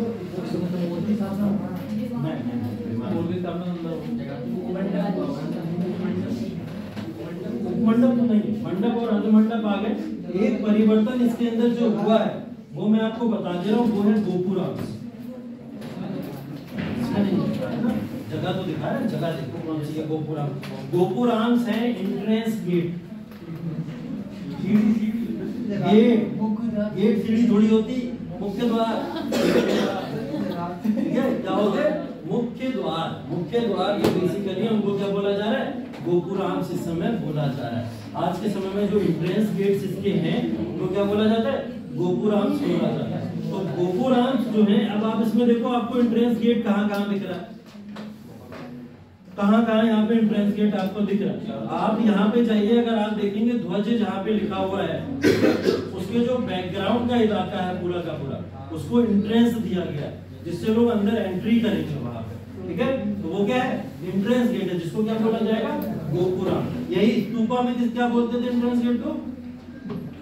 स्तूपा में क्या बोलते थे? तोरण बोलते थे ना। अभी तो हम लोग पढ़े 4 तोरण अलग अलग तरीके के होते थे, अब ये क्या कहलाने लगे? गोपुरांश कहलाने लगे। तो गोपुरांश कहते हैं इंट्रेंस गेट्स जितने भी होते हैं। तो इस मंदिर को ध्यान से देख लीजिए, कौन सी जगह क्या क्या कहलाती है, क्योंकि राम मंदिर न्यूज में था, अयोध्या टेम्पल न्यूज में था, तो मंदिर से रिलेटेड बातें न्यूज नहीं पूछेगा। कौन उद्घाटन करने गया, किसने किया, कौन से स्वामी थे, कुछ नहीं पूछेगा। वहाँ की शैली पूछ लेगा। आर्ट एंड कल्चर से रिलेटेड क्वेश्चन आना तय है इस बार कि कौन सी जगह पे क्या क्या चीजें पड़ती हैं, इन चीजों को वहाँ पूछ लिया जाए। ठीक है, तो वो तो तुम्हारे नाम के, इसलिए तुम्हें तो ज्यादा ही ध्यान रखना। सर ये अधिकतर जो मंदिर होते हैं वो सर नागर शैली में ही होते हैं। कौन से मंदिर? जो अधिकतर समय है मंदिर, अधिकतर मंदिर आपने उत्तर भारत में देखे होंगे। उत्तर भारत के ज्यादातर मंदिर आपको इसी शैली में मिलेंगे। उसके पीछे कारण है गुप्ता वंश। ठीक है, गुप्ता राजवंश जो मंदिर का निर्माण करते थे, उन निर्माण में वो 2 चीजों को बहुत अच्छे से ध्यान रखते थे। पहली चीज तो वो ये ध्यान रखते थे कि लोगों को आसपास के एरिया में ट्रैवल करने का या परिक्रमा करने की जगह मिल जाए। पहली चीज तो इसकी शैली ये वाली है, परिक्रमा वाली। दूसरा, वो निर्माण का ध्यान रखते थे कि इसके अंदर जो भी मीनार्स बने या जो भी चीजें बने, उसका फॉर्मेशन कैसा होना चाहिए? अप्रोक्स ट्रायंगुलर होना चाहिए, कुछ इस तरीके का। अच्छा, ये ट्रायंगुलर अलग क्यों होगा दूसरे टाइप के आर्किटेक्चर से? ये लोग एक परिवर्तन लाना चाहते थे, चेंजेस लाना चाहते थे पर्शियन आर्ट से। मैंने बताया था पर्शियन आर्ट से कहीं ना कहीं हमारे यहाँ के कुछ लोग उससे इंस्पायर होते थे, उस आर्ट्स को भी भारत के अंदर लाया गया। पर्शियन आर्ट्स के अंदर देखा गया वहाँ के जो भी टेम्पल्स बनते थे, उन टेम्पल्स का स्ट्रक्चर कुछ ऐसा होता था, ऐसा उसके अंदर कुछ भी जो निर्माण होते थे ऐसे होते थे। सर ये तो वो पिरामिड जैसा, कुछ पिरामिड जैसा, और उसके ऊपर भी एक सर्कल देखने को मिलता था। तो कुछ अलग कैसे करा जाए? उन्होंने बोला कि इस स्ट्रक्चर में बना दोगे, ये स्ट्रक्चर क्या होगा? नागर शैली का होगा। तो ये कारण है गुप्ता वंश जिन्होंने इस टेम्पल को यहाँ पर क्रिएट किया। चलो, टेम्पल आर्किटेक्चर के अंदर अब देखिए कुछ और इम्पोर्टेंट चीजें, जैसे हम लोग यहाँ पे बात कर रहे थे शिखर की। ठीक है, ये जो शिखर है, जिस शिखर की हम लोग बात कर रहे हैं, ये शिखर भी कई तरीकों का होता है। ठीक है, अलग अलग तरीके के शिखर होते हैं। जैसा मैंने बता दिया, ये तो एक आइडल स्टेज है इसकी, लेकिन इसके अलग अलग फॉर्म भी होते हैं, जिसके अंदर शिखर के अंदर देखो डायग्राम नीचे लिखा हुआ है, 3 तरीके के स्टाइल इसके अंदर लिखे हुए हैं। ठीक है, अब 3 तरीके के स्टाइल में देखो, पहला है लैटिना। ठीक है, लैटिना स्टाइल। ठीक है, लैटिना स्टाइल जो होता है बेसिकली वो यही होता है जिसको हम लोग अभी यही पढ़ रहे हैं कि ये और ये ऐसे स्ट्रक्चर खड़ा करो और इसको ट्रायंगल बना दो। ठीक है, ये क्या हो गया? लैटिना स्टाइल हो गया। मतलब इसकी जो ऊंचाई होगी काफी ज्यादा ऊंचा होगा, क्योंकि एकदम स्ट्रेट रहता है और वहां से फोल्ड कर दिया जाता है, तो ये एकदम स्ट्रेट होता है। दूसरा देखो कौन सा है? फमासना। ठीक है, फमासना वाला जो स्टाइल है, उस स्टाइल के अंदर एक चेंज आ जाता है। वो चेंज ये आ जाता है कि ये चौड़ा बहुत होता है, इसकी चौड़ाई बहुत होगी, शिखर की चौड़ाई बहुत होगी, और चौड़ाई के फॉर्म में ये जब इस तरीके से बनना शुरू होता है, तो इसका कुछ स्ट्रक्चर क्या होता है? ऐसा होता है। ठीक है, प्रॉपर ट्रायंगुलर नहीं दिख रहा है हमको, कैसा दिख रहा है कि ट्रायंगल का शेप तो लेना शुरू किया, लेकिन इतना चौड़ा था जिसकी वजह से हम इसकी दोनों सतह मिला नहीं पाए, तो बीच में हमें क्या करना पड़ा, एक हर्मिका देनी पड़ी बड़ी सी, जिसने इसको संतुलित किया। तो ये क्या होता था, परमासना का स्टाइल होता था, जो शिखर का एक दूसरा स्टाइल है। ठीक है, तीसरा स्टाइल देखिए कौन सा, वल्लभी। अब वल्लभी स्टाइल आप लोग इस डायग्राम के अंदर जैसा देख रहे हो, बक्से देखिए घर में रखे हुए होते हैं, है ना, गोल वाले जो बक्से होते हैं, चौड़े वाले प्रात की तरह, जिनको गोल इस तरीके से इधर होता है और एक इधर होता है, और फिर इस तरीके से दोनों तरफ से ये मिला हुआ है, ऐसा होता है गोल होता है, वही जो पुरानी दादी वादी रखती है, ठीक है, वही वाला, ठीक है। तो आप उस बक्से को देख लीजिए और इसके स्ट्रक्चर को देख लीजिए, दोनों स्ट्रक्चर लगभग सेम, ठीक है। तो वो जो बक्सा था वैसा ही वल्लभी स्टाइल होता था, और वल्लभी में जो भी मंदिर नागर शैली में बने उसमें शिखर कैसा होता था, शिखर ऐसा या ऐसा नहीं होता था, शिखर को क्या बनाया जाता था, इधर से ट्रायंगुलर बना लो कुछ इस तरीके का, और इधर से ट्रायंगुलर बना लो कुछ इस तरीके का, और दोनों को आपस में लाके इधर से, ठीक है। क्या होता था, बीच में लंबा सा हर्मिका देखने को मिलता जो ज्वाइन करता था दोनों तरफ के शिखर, ठीक है। तो इस स्टाइल को क्या बोला जाता है, वल्लभी स्टाइल बोला जाता है। तीन स्टाइल कौन कौन से शिखर के बताओ जरा, लैटिना, दूसरा पंचना और दूसरा वल्लभी, ठीक है। ये तीन स्टाइल को ध्यान रखिएगा, तीन स्टाइल होते हैं। टेंपल आर्किटेक्चर के तीन स्टाइल के अलावा, ठीक है, सुनो, टेंपल आर्किटेक्चर के अलावा इन मंदिरों को तीन स्कूल्स में भी डिवाइड किया जाता है, अलग अलग स्कूल्स हैं इसके, जिसके अंदर पहला स्कूल है ओडिशा, ठीक है, ओडिशा स्कूल के फॉर्म में जाना जाता है, ठीक है। ओडिशा स्कूल क्या है, देखो उसके अंदर लिखी हुई है, कुछ बातें मेंशन की गई है, उसका एक एग्जांपल भी नीचे दिया गया है, ठीक है। आप बातें लिखी हुई है उस पर ज्यादा ध्यान देने से अच्छा है ध्यान दो कि टेंपल के अंदर किस तरीके का फोटो बना हुआ है, वो फोटो किस तरीके का डिजाइन है, ठीक। उसके अंदर देखिए चीजें क्या क्या आपको नहीं देखने को मिल रही, इसके अंदर जो भी चीजें आप लोग पढ़ रहे हो उन चीजों के अंदर कई नई निर्माणित चीजें देखने को मिल रही हैं, जिसके अंदर रेखा ड्वेल सबसे टॉप पार्ट का जो पोर्शन है उसको क्या बोला जा रहा है, रेखा ड्वेल। अभी तक हम लोग इसको छतरी बोलते थे ना, सबसे टॉप का पोर्शन, यहाँ पे क्या बोला जा रहा है, रेखा ड्वेल बोला जा रहा है, ठीक है। तो रेखा ड्वेल बोला जाता है, ठीक है। जगमोहन एक वर्ड यूज हो रहा है, जगमोहन किसके लिए यूज होता है, गर्भगृह के लिए, गर्भगृह के पास का जो वो होता है,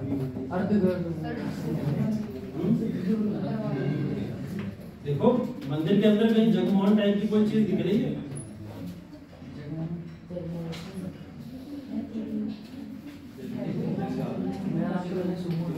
रेखा ड्वेल के जस्ट बगल के ही अंदर देख रहा हूँ ना जगमोहन लिखा हुआ। ये जो स्ट्रक्चर अभी तक हम लोग मंडप पढ़ रहे थे, अर्धमंडप पढ़ रहे थे, इस सब ने डिजाइन किसका ले लिया, जगमोहन स्टाइल का ले लिया, ठीक है। तो ये जो मंडप और अर्धमंडप को मिला के बनाया गया, ये क्या हो गया, जगमोहन हो गया, ठीक है। एक नई चीज यहाँ जगमोहन देखने को मिल रही है। और मेन टेंपल जो था वो कैसा था, थोड़ा स्क्वायर हुआ करता था, ठीक है। मतलब शिखर तो ऐसे ही खड़ा किया जा रहा है, लेकिन उसको ऊपर से कैसा कर दिया जाए, जैसे ये रेक्टेंगुलर बनाया था मैंने, इसको क्या कर दो, स्क्वायर कर दो, यहाँ ऊपर का पोर्शन कैसा हो गया, स्क्वायर हो गया। तो ओडिशा स्टाइल की एक अलग यहाँ पर डिजाइन है, और वो डिजाइन कैसी है कि टेंपल का जो शिखर खड़ा होगा उसके ऊपर का जो मेन हिस्सा होगा वो कैसा होगा, सर्कुलर, ठीक है, सर्कुलर या एंगुलर आप कह सकते हैं। जो मंडप हम लोग बात कर रहे थे, दो मंडप, एक अर्धमंडप था एक मंडप था, उन दोनों को मिला के स्ट्रक्चर खड़ा कर दिया उसका, ठीक है। अब उड़ीसा के अंदर ऐसे कौन कौन से टेंपल्स है उसके एग्जांपल नीचे लिखे हुए देख लो कौन कौन से, ठीक है। जगन्नाथ टेंपल है, लिंगराज टेंपल है, और भुवनेश्वर का मंदिर जो सबसे प्राचीन मंदिरों के फॉर्म में जाना जाता है। ये वहाँ के मेन टेंपल्स हैं जो उड़ीसा स्टाइल या उड़ीसा स्कूल ऑफ स्टाइल में बने थे, ठीक है। उसके बाद देखिए दूसरा खजुराहो, खजुराहो स्कूल या फिर जिसको चंडेला स्कूल के फॉर्म में भी जाना जाता है, चंडेला या खजुराहो स्कूल, ठीक है। ये अब इसके अंदर क्या डिजाइन हुई है, ये कैसे अलग है,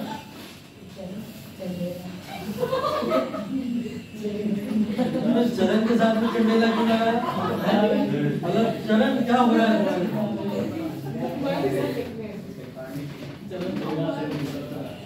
हमने तो चंडाल की बात करी पहले, अब तुम वो वाला नाम लगा दी तब भी ठीक है, गलत है।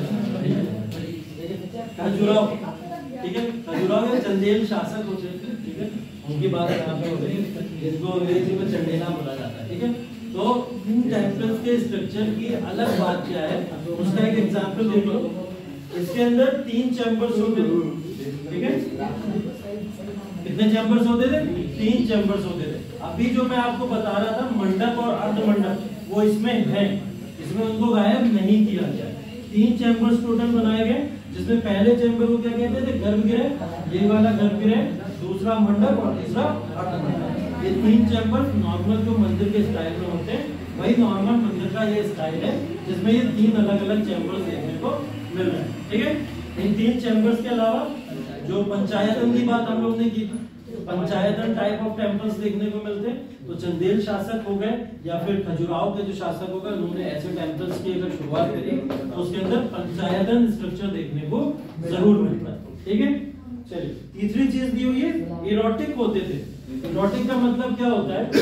देखिए, यहाँ पर जो बात की जा रही है वो बात की जा रही है कि हम अगर कोई भी धर्म का पालन करते हैं तो उस धर्म के पालन के दौरान एक चीज क्या होती है, वो ये होती है कि आप उसके अंदर कुछ कर्मास को फॉलो करते, कुछ कर्मकांड करते। उन कर्मकांड का एक पार्ट माना गया तंत्र होता है। जब आपको ईश्वर से डायरेक्ट कनेक्ट होना होता है तो आप कुछ तंत्र फॉलो करते हो, तंत्रास मंत्रास फॉलो करते हो। तो तंत्रास मंत्रास फॉलो करने के बाद डायरेक्ट ईश्वर से कनेक्शन दिखाया जाता है। तो ऐसे ही कनेक्शन ऐसे टेम्पल्स में पाए गए। मतलब कहने का ये है कि यहाँ पे लोग बैठ के सन्यासी जीवन तक व्यतीत किया करते थे। तो वो सन्यासी जीवन का कोई ना कोई पार्ट यहाँ पर देखने को मिला। इसलिए ये टेम्पल्स की एक अलग खासियत ये है, यहाँ पे लोग सिर्फ विजिट करने नहीं आते, आसपास के एरियाज के अंदर रिजाइड करने भी आते हैं या रहने भी आते हैं, ठीक है। तो ये इस टेम्पल्स की एक अलग विशेषता है। देखिए, इसके अंदर अलग क्या है, ये वाला जो शिखर था, जिस शिखर की हम लोग बात कर रहे थे, ठीक है। ये शिखर कैसा होता था? इस शिखर के अंदर कुछ चेंजेस है। ये शिखर प्लेन लाइन नहीं होता था जैसे यहाँ पे बनी है, ठीक है। इस शिखर के अंदर प्लेन लाइन ब्रिक्स कुछ इस तरीके की निकली हुई होती थी, कुछ अंदर कुछ बाहर, कुछ अंदर कुछ बाहर, ठीक है। कुछ इस तरीके से उठा के पूरा का पूरा शिखर बनाया जाता था, ठीक है। अभी तक प्लेन शिखर देखने को मिले, लेकिन खजुराहो के टेम्पल्स के अंदर देखोगे तो ईंटें बाहर है, कुछ अंदर है, कुछ बाहर है, कुछ अंदर है, ऐसे पूरी की पूरी बाउंड्री को स्ट्रेट खड़ा किया जाता है। तो इसकी एक अलग फॉर्मेशन ही की फॉर्म है, ठीक है। इसका एक एग्जाम्पल क्या है? लक्ष्मण टेम्पल, ठीक है। लक्ष्मण टेम्पल या लक्ष्मण मंदिर इसका एक एग्जाम्पल है जो आपके एग्जाम में पूछा जा सकता है। तीसरा देखिए, सोलंकी स्कूल। तीसरा सोलंकी स्कूल है। सोलंकी राजवंश भी भारत के अंदर हुए और उन्होंने जिन टाइप के मंदिर का निर्माण किया जो सोलंकी के कहलाते हैं। इसके अंदर देखिए, सबसे अलग जो चीज है जिसकी मैं बात कर रहा था आपसे, जो द्रविड़ स्टाइल में पाई जाती है, वो क्या है? वाटर टैंक्स, ठीक है। इन मंदिरों में क्या पाए जा रहे हैं? आसपास के इलाके के अंदर वाटर टैंक्स भी होते थे, पानी भरा होता था, पानी के लिए तालाब भी बना दिए जाते थे। और वो सिर्फ और सिर्फ नागर स्टाइल का एकमात्र ऐसा एग्जाम्पल है जो सोलंकी टाइप ऑफ स्कूल में। एक सर, हमारा ये गोला का मंदिर है, वहाँ पे भी है। तो सोलंकी स्टाइल में तो बना है, सोलंकी स्टाइल में तो बना। गोला गोकर्णनाथ की बात कर रहे हो ना, हाँ, तो सोलंकी स्टाइल में बना है, ठीक है। उसको देखोगे तो वो चारों तरफ से पानी घिरा हुआ है उसके अंदर, तो वो सोलंकी स्टाइल से बना हुआ है, ठीक है। तुम खुद बोल के कुछ ना कुछ अपने बेड़ा गर्क करा ले। अब तुम देखो क्या होता है तुम्हारा।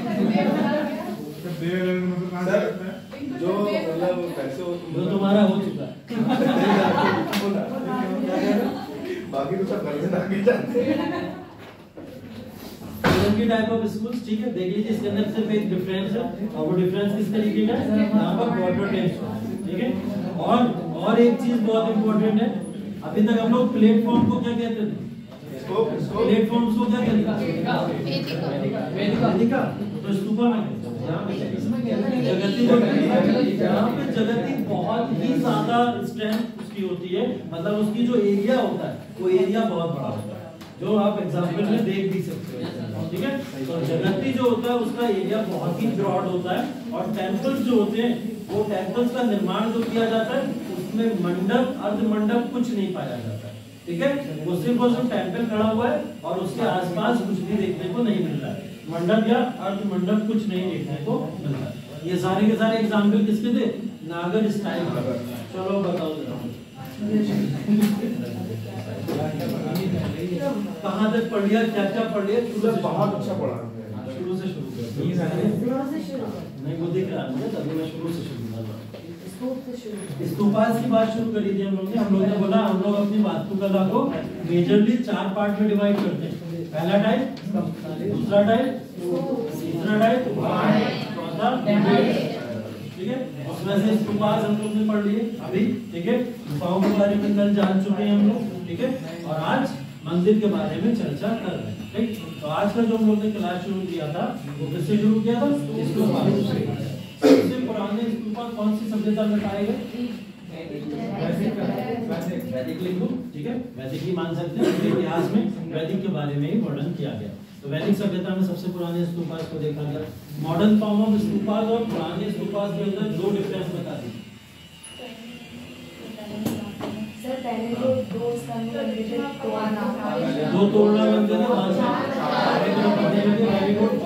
और जो छतरी थी उसको यस्ती कहेंगे।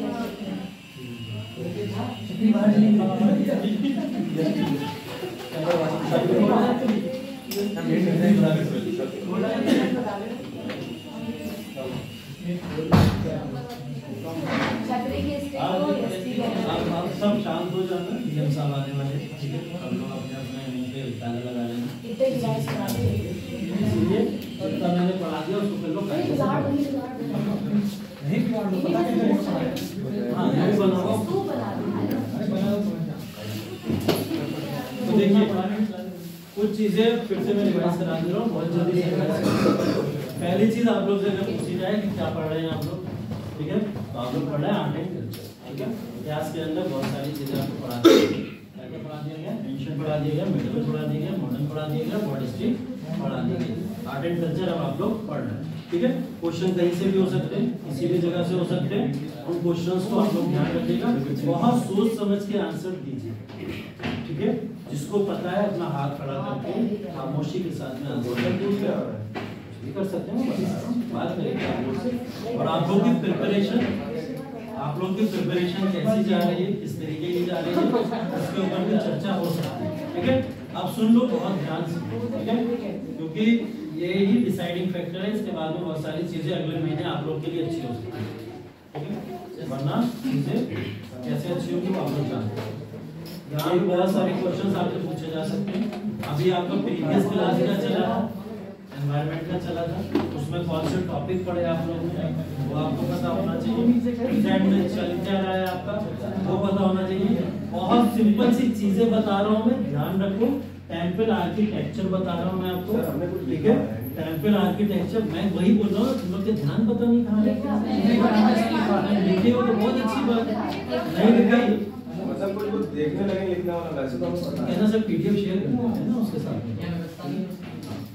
कहना सर हम लोग वहाँ पे स्लाइड्स पे पढ़ते थे, यहाँ स्लाइड का हुआ नहीं तो सर ने पीडीएफ शेयर कर दी, हम लोग पीडीएफ से पढ़ लेते हैं। फोन तो रख ले बाहर। हाँ तो रख सकते हैं। तो देखिए हम लोग जो चर्चा कर रहे हैं आज के टॉपिक स्तूपास है और मंदिर आर्किटेक्चर, ठीक है। मंदिर आर्किटेक्चर की बात आएगी तो बात जरूर आएगी अयोध्या के राम मंदिर की, ठीक है, जरूर है। अयोध्या का राम मंदिर फिर से एक बार बता दे रहा हूँ, नागर स्टाइल में बना हुआ है और उसके अंदर जो नई चीजें देखने को मिली हैं उन नई चीजों की अगर बात करी जाए तो गोपुराम्स जो गेट को कहा जाता है, जो फेस के गेट है उनको गोपुराम्स बोला जाता है। वो और कलश के ऊपर ध्वज लगा, कलश के ऊपर एक ध्वज, वो एक अलग यहाँ पर प्रमाण देखने को मिलता है। नागर टाइप ऑफ स्टाइल जितने भी हैं उनके पार्ट्स कितने टाइप्स की बात की जाए, कितने टाइप्स होते हैं? 3 टाइप्स होते हैं। कौन कौन से टाइप्स है? टाइप्स की बात कर रहा हूँ। नागर शैली के 3 टाइप्स हैं। एक पल्लवी है, वर्ड वाला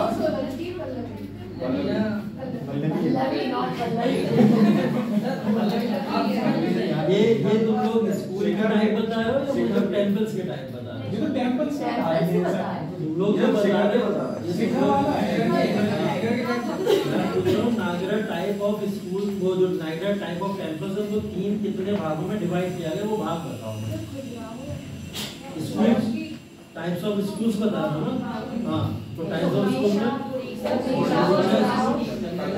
खजुराहो और तो गुफाओं को चंदेला बोला जाता है। तीसरा वाला सोलंकी टेम्पल्स को सोलंकी स्ट्रक्चर बोला जाता है।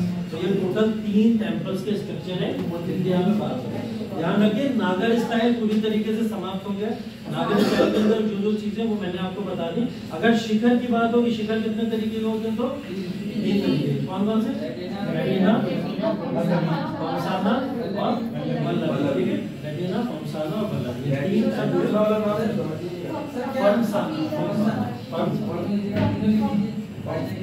अच्छा कॉपी करने के लिए इतना तो पता ही है ना, लिखने का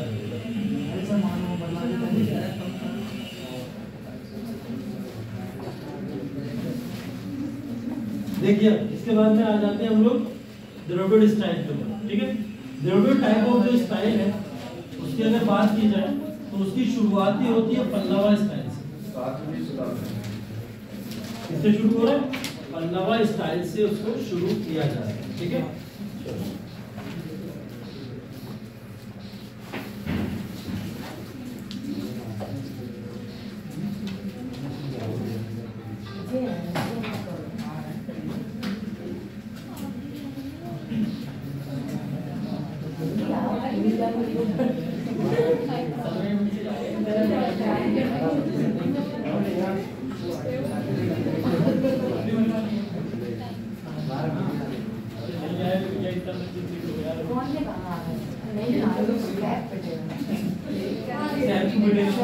प्रदीप ने बताया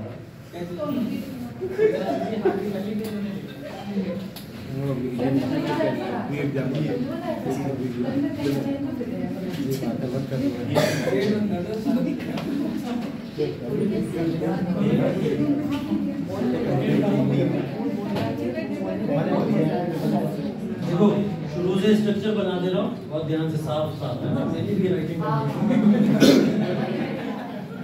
पहला था स्तंभ। स्तंभ की बात की थी हम लोगों ने सबसे पहले। स्तंभ के बाद में गुफाएं, ठीक है, गुफाओं के बाद में स्तूप, और उसके बाद ठीक है। स्तंभों की अगर बात की जाए तो हम लोगों ने किसके स्तंभ देखे? अशोका। अशोका के स्तंभों को भी कुछ पार्ट में डिवाइड किया गया था, जैसे कुछ पिलर आर्किटेक्चर्स देखने को मिले। ठीक है, पिलर आर्किटेक्चर में सबसे ज्यादा इंपॉर्टेंट कोई आर्किटेक्चर कौन सा था? कोई बताए? प्रयाग प्रशस्ति की बात करें हम लोग, जिसको इलाहाबाद भी बोलते हैं। इलाहाबाद इंस्क्रिप्शन बोला जाता है।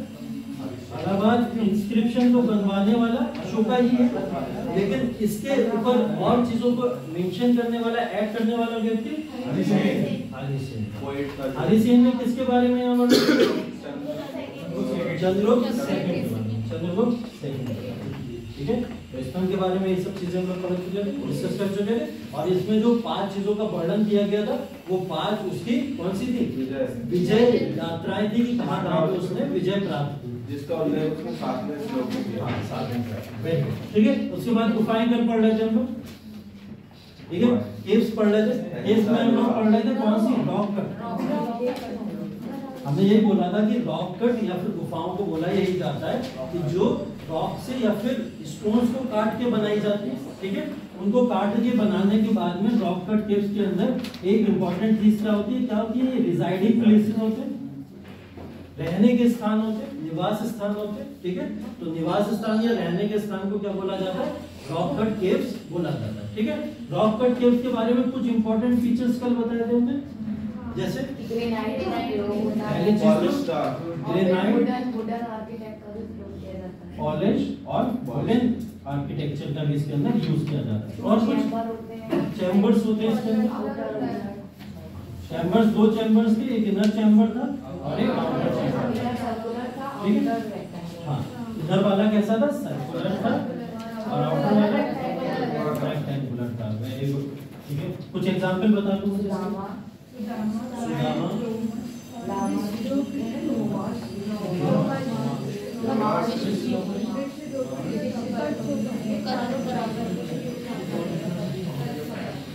ठीक है, ये कुछ एग्जांपल्स हैं जिन एग्जांपल्स की हम लोग यहाँ बात करते हैं। गुफाओं के टाइप से या केव्स के टाइप से इस स्ट्रक्चर में ये बनी होती है। ठीक है, आज हम लोग बात कर रहे थे स्तूपास की, ठीक है। स्तूपास के लिए बात की जाए, इसकी फॉर्मेशन हम लोग वैदिक काल से देखते हैं कि वैदिक काल से ही ये परंपरा चली आई है। ऐसा नहीं कि बुद्धिज्म में आई, बुद्धिज्म में आके क्या हुआ था, ये पॉपुलराइज हुआ,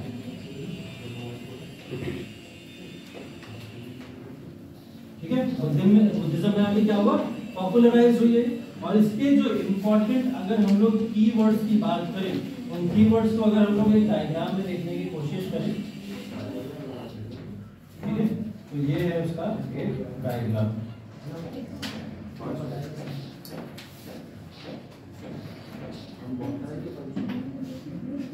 ये क्या था, मेहंदी, ये था अण, और बताओ वेदिका तोरण ये है वेदिका, पूरा दक्षिण ये क्या था, पहले हर्मिका, ऊपर ठीक है। और छतरी में 3 सिंबल थे टोटल, और एक स्टिक लगी है। स्टिक को क्या बोलते थे, यष्टि। मैं सब मंच करके बता रहा हूँ, क्या था, यष्टि। और 3 सिंबल बुद्धा, ठीक है। ये सारे के सारे स्टिक। स्तूपा के कुछ टाइप्स भी थे, कौन कौन से, कौन कौन से,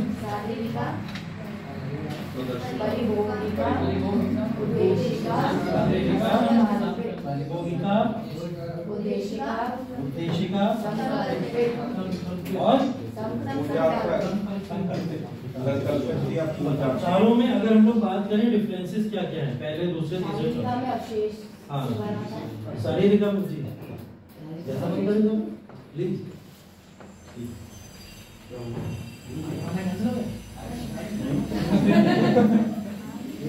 शारीरिका, शारीरिका के अंदर गौतम बुद्ध के शरीर या उनके अवशेष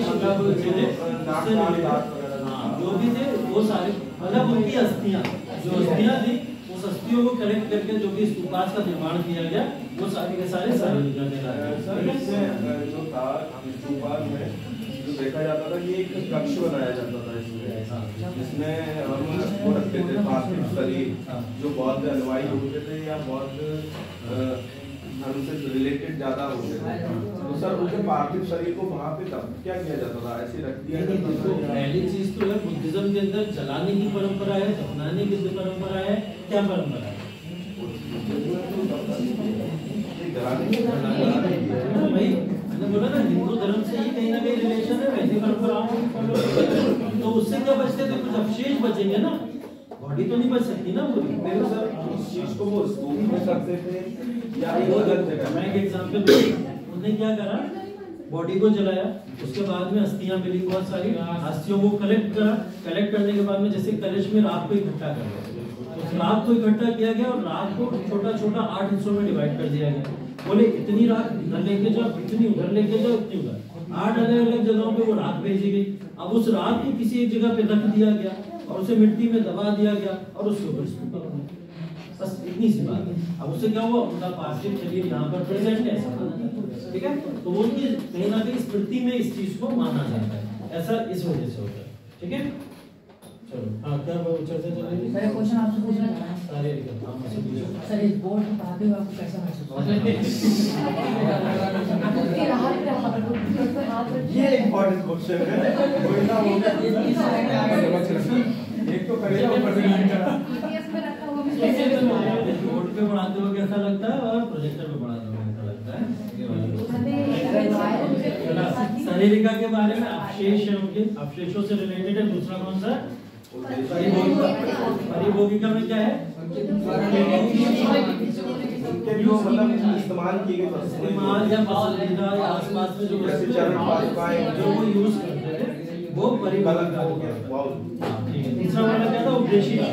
उपदेशिका क्या है, यात्राओं का अपना जो जिस एरिया में विजिट किए थे, जहाँ जहाँ पे गए थे, उन सारे एरियाज के ऊपर जो स्तूपास बने उसको क्या बोला जा रहा है, उद्देशिका। चौथा वाला समकल्पित।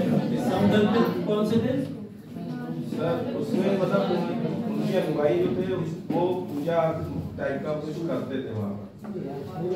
अगर सर तो बोल सकते हैं पूजा भी तो बोला जाता है ना। संकल्प से रिलेटेड ये बात याद रखनी है, संकल्प से रिलेटेड ये बात याद रखनी है कि संकल्पित वो वाले आर्किटेक्चर होते थे जिन आर्किटेक्चर में बुद्धा को कभी एनलाइटनमेंट हुआ और उस एनलाइटनमेंट को वो दूसरों तक पहुंचाना चाहते और उसके अवशेष के तौर पर उन्होंने कुछ चीजों का निर्माण किया। ऐसे ही निर्माण क्या कहलाते, संकल्पित टाइप के निर्माण कहलाते। तो ये टोटल 4 टाइप के यहाँ पे हम लोग देखते हैं स्तूपास होते हैं। इन स्तूपास के अलावा हम लोग अगर इन स्तूपास में कुछ इंपॉर्टेंट चीज पढ़े तो वो क्या पढ़े थे, और कुछ इंपॉर्टेंट पढ़ा स्तूपास के अंदर, इसके अंदर जो परिवर्तन हुए थे ना, चेंजेस वगैरह जो हुए हैं, ठीक है। जैसे तोरण जो था पहले 2 तरफ की जगह अब 4 तरफ हो गया और चारों दिशाओं में सबसे पूर्वी दिशा किस नाम से जानी जाती है, वर्त के नाम से। सबसे पूर्वी दिशा वर्त के नाम से, सबसे दक्षिण की दिशा निर्वाण, ठीक है, और सबसे पश्चिम की दिशा धर्म चक्र परिवर्तन, उसको क्या बोला जाता है, उपदेश देना। और सबसे नॉर्थ की क्या बोला जाता है, ठीक है। टेंपल आर्किटेक्चर में 3 तरीके के टेंपल आर्किटेक्चर की बात कर रहे हैं हम लोग। पहला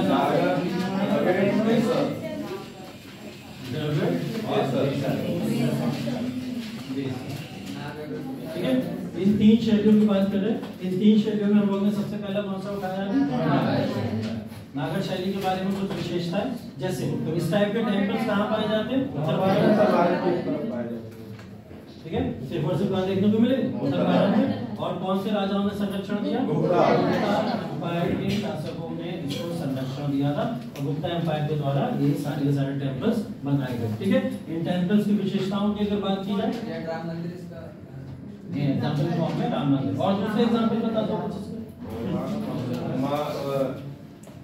और कोई और कोई एग्जांपल, कंधारिया महादेव का मंदिर, कंधारिया महादेव का मंदिर, चलो ठीक है। और उत्तर भारत में कुछ मंदिर, पॉपुलर मंदिर पता है आपको,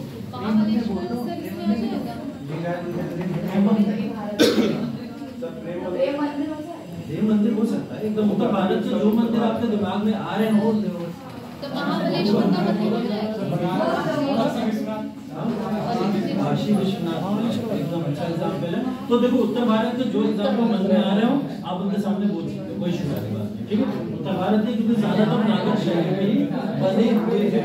हाँ, एक अगर आपको कुछ अपनी एक्स्ट्रा नॉलेज देनी हो, किसी को इम्प्रेस करना हो, तो वो अभी गोला गोकर्णनाथ वाला जो एग्जांपल दिया था, ठीक है, वो आप जरूर देख सकते हो कि द्रविड़ शैली में एक विशेषता देखी गई है कि वाटर टैंक्स पाए जाते हैं। और ऐसी एक विशेषता उत्तर भारत के एक मंदिर में है जो हमारे नियर बाई है, गोला गोकर्णनाथ का। तो वहाँ पे नागर शैली में मंदिर जरूर बना, लेकिन विशेषता वहाँ पे कैसी है, द्रविड़ मंदिर की विशेषताओं को वहाँ पर देखा गया। तो इस चीज को आप लोग ध्यान रखिएगा कि द्रविड़ टाइप की विशेषता को वहाँ पर देखा, ठीक है। और कुछ की बात की थी हम लोग ने, एक बात की थी पंचायतन की, वीडियो पॉज है, स्टॉप ये सारा सब चीज ठीक है, क्लास चल रहा है।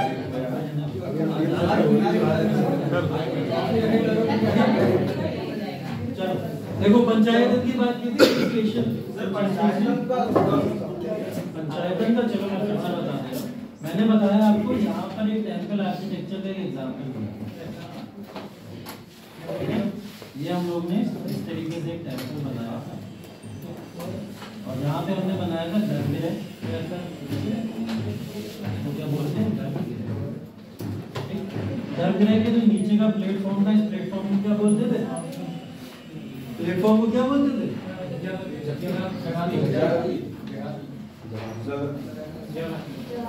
जगह, ठीक है, जगह प्लेटफॉर्म जगह।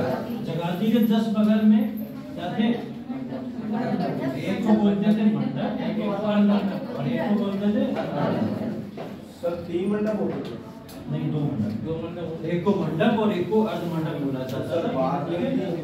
बाद में चेंज हुए थे बहुत सारे, जैसे मैंने बोला मंडपों को ही बदल दिया गया था और मंडपों की जगह जगमोहन आ गए थे, ठीक। और ये वाला पोर्शन पूरा का पूरा क्या था, शिखर, इसी को तो शिखर बोलते थे, ठीक है।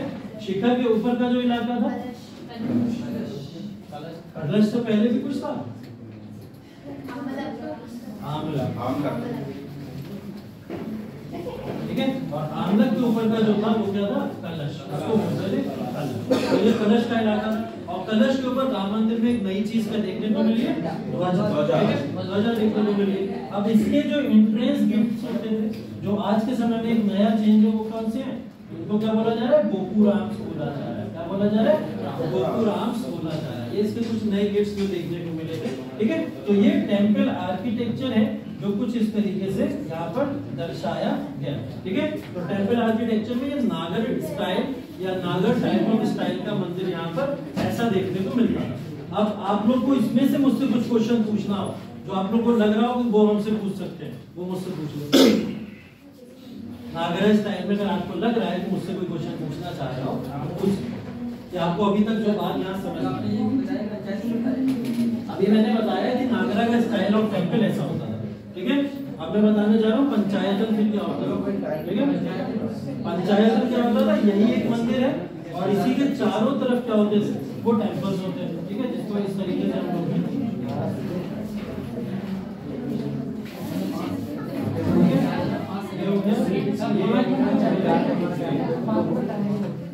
पंचायत में is a group of 5 type of temples, ठीक है, 5 तरह के। हाँ, पंचायतों में एग्जांपल है। पंचायतों में जो चारों तरफ टेंपल्स को बनाया जाता है और मेन बीच में एक टेंपल बनता है, उसको पंचायतन टाइप ऑफ टेंपल बोला जाता है, जिसका एक एग्जांपल आपके सामने यहाँ पर लिखा हुआ है, ठीक है। और कुछ इसके अंदर आपको पूछना है, पंचायतन टेंपल में या फिर नागरा शैली में, नागरा शैली कितने टाइप की होती है? 3 टाइप की होती है। नागरा शैली में जो शिखर होता है वो शिखर कितने टाइप का होता है? 3 टाइप का होता है। तीनों के टाइप बता लोगे? आपको कोई दिक्कत है? अगर शिखर के 3 टाइप पूछे जाए कौन कौन से?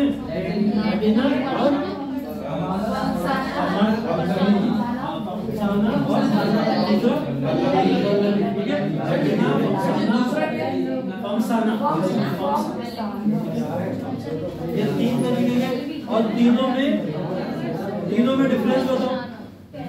पहला ऐसा होगा, तीसरा काउंटर चले एकदम ऊपर, हाइट ज्यादा होती है, एकदम ट्रायंगुलर होता है। वंशाना में क्या होता है? बड़ा होता है और ऊपर इसको मिलने के लिए खर्मिका की जरूरत पड़ती है, तो बीच में खर्मिका होता है, खर्मिका की जरूरत। और तीसरे टाइप का स्ट्रक्चर कौन सा होता है? पल्लवी में क्या होता है? पक्षी का तालाब। टाइप ऑफ टेंपल्स में तालाब नहीं, जो चबूतरा होता है, जिसको हम लोग जगती बोल रहे हैं अभी, वो बहुत ज्यादा उसकी चौड़ाई होती है, मतलब जगती बहुत बड़ा होता है उसके अंदर। और जगती को जाना जाता है कि उसकी एक क्वालिटी है कि हाँ, 3 क्वेश्चन है। हाँ, क्वेश्चन नंबर 1, 8 एम करके हम क्यों पढ़ते हैं?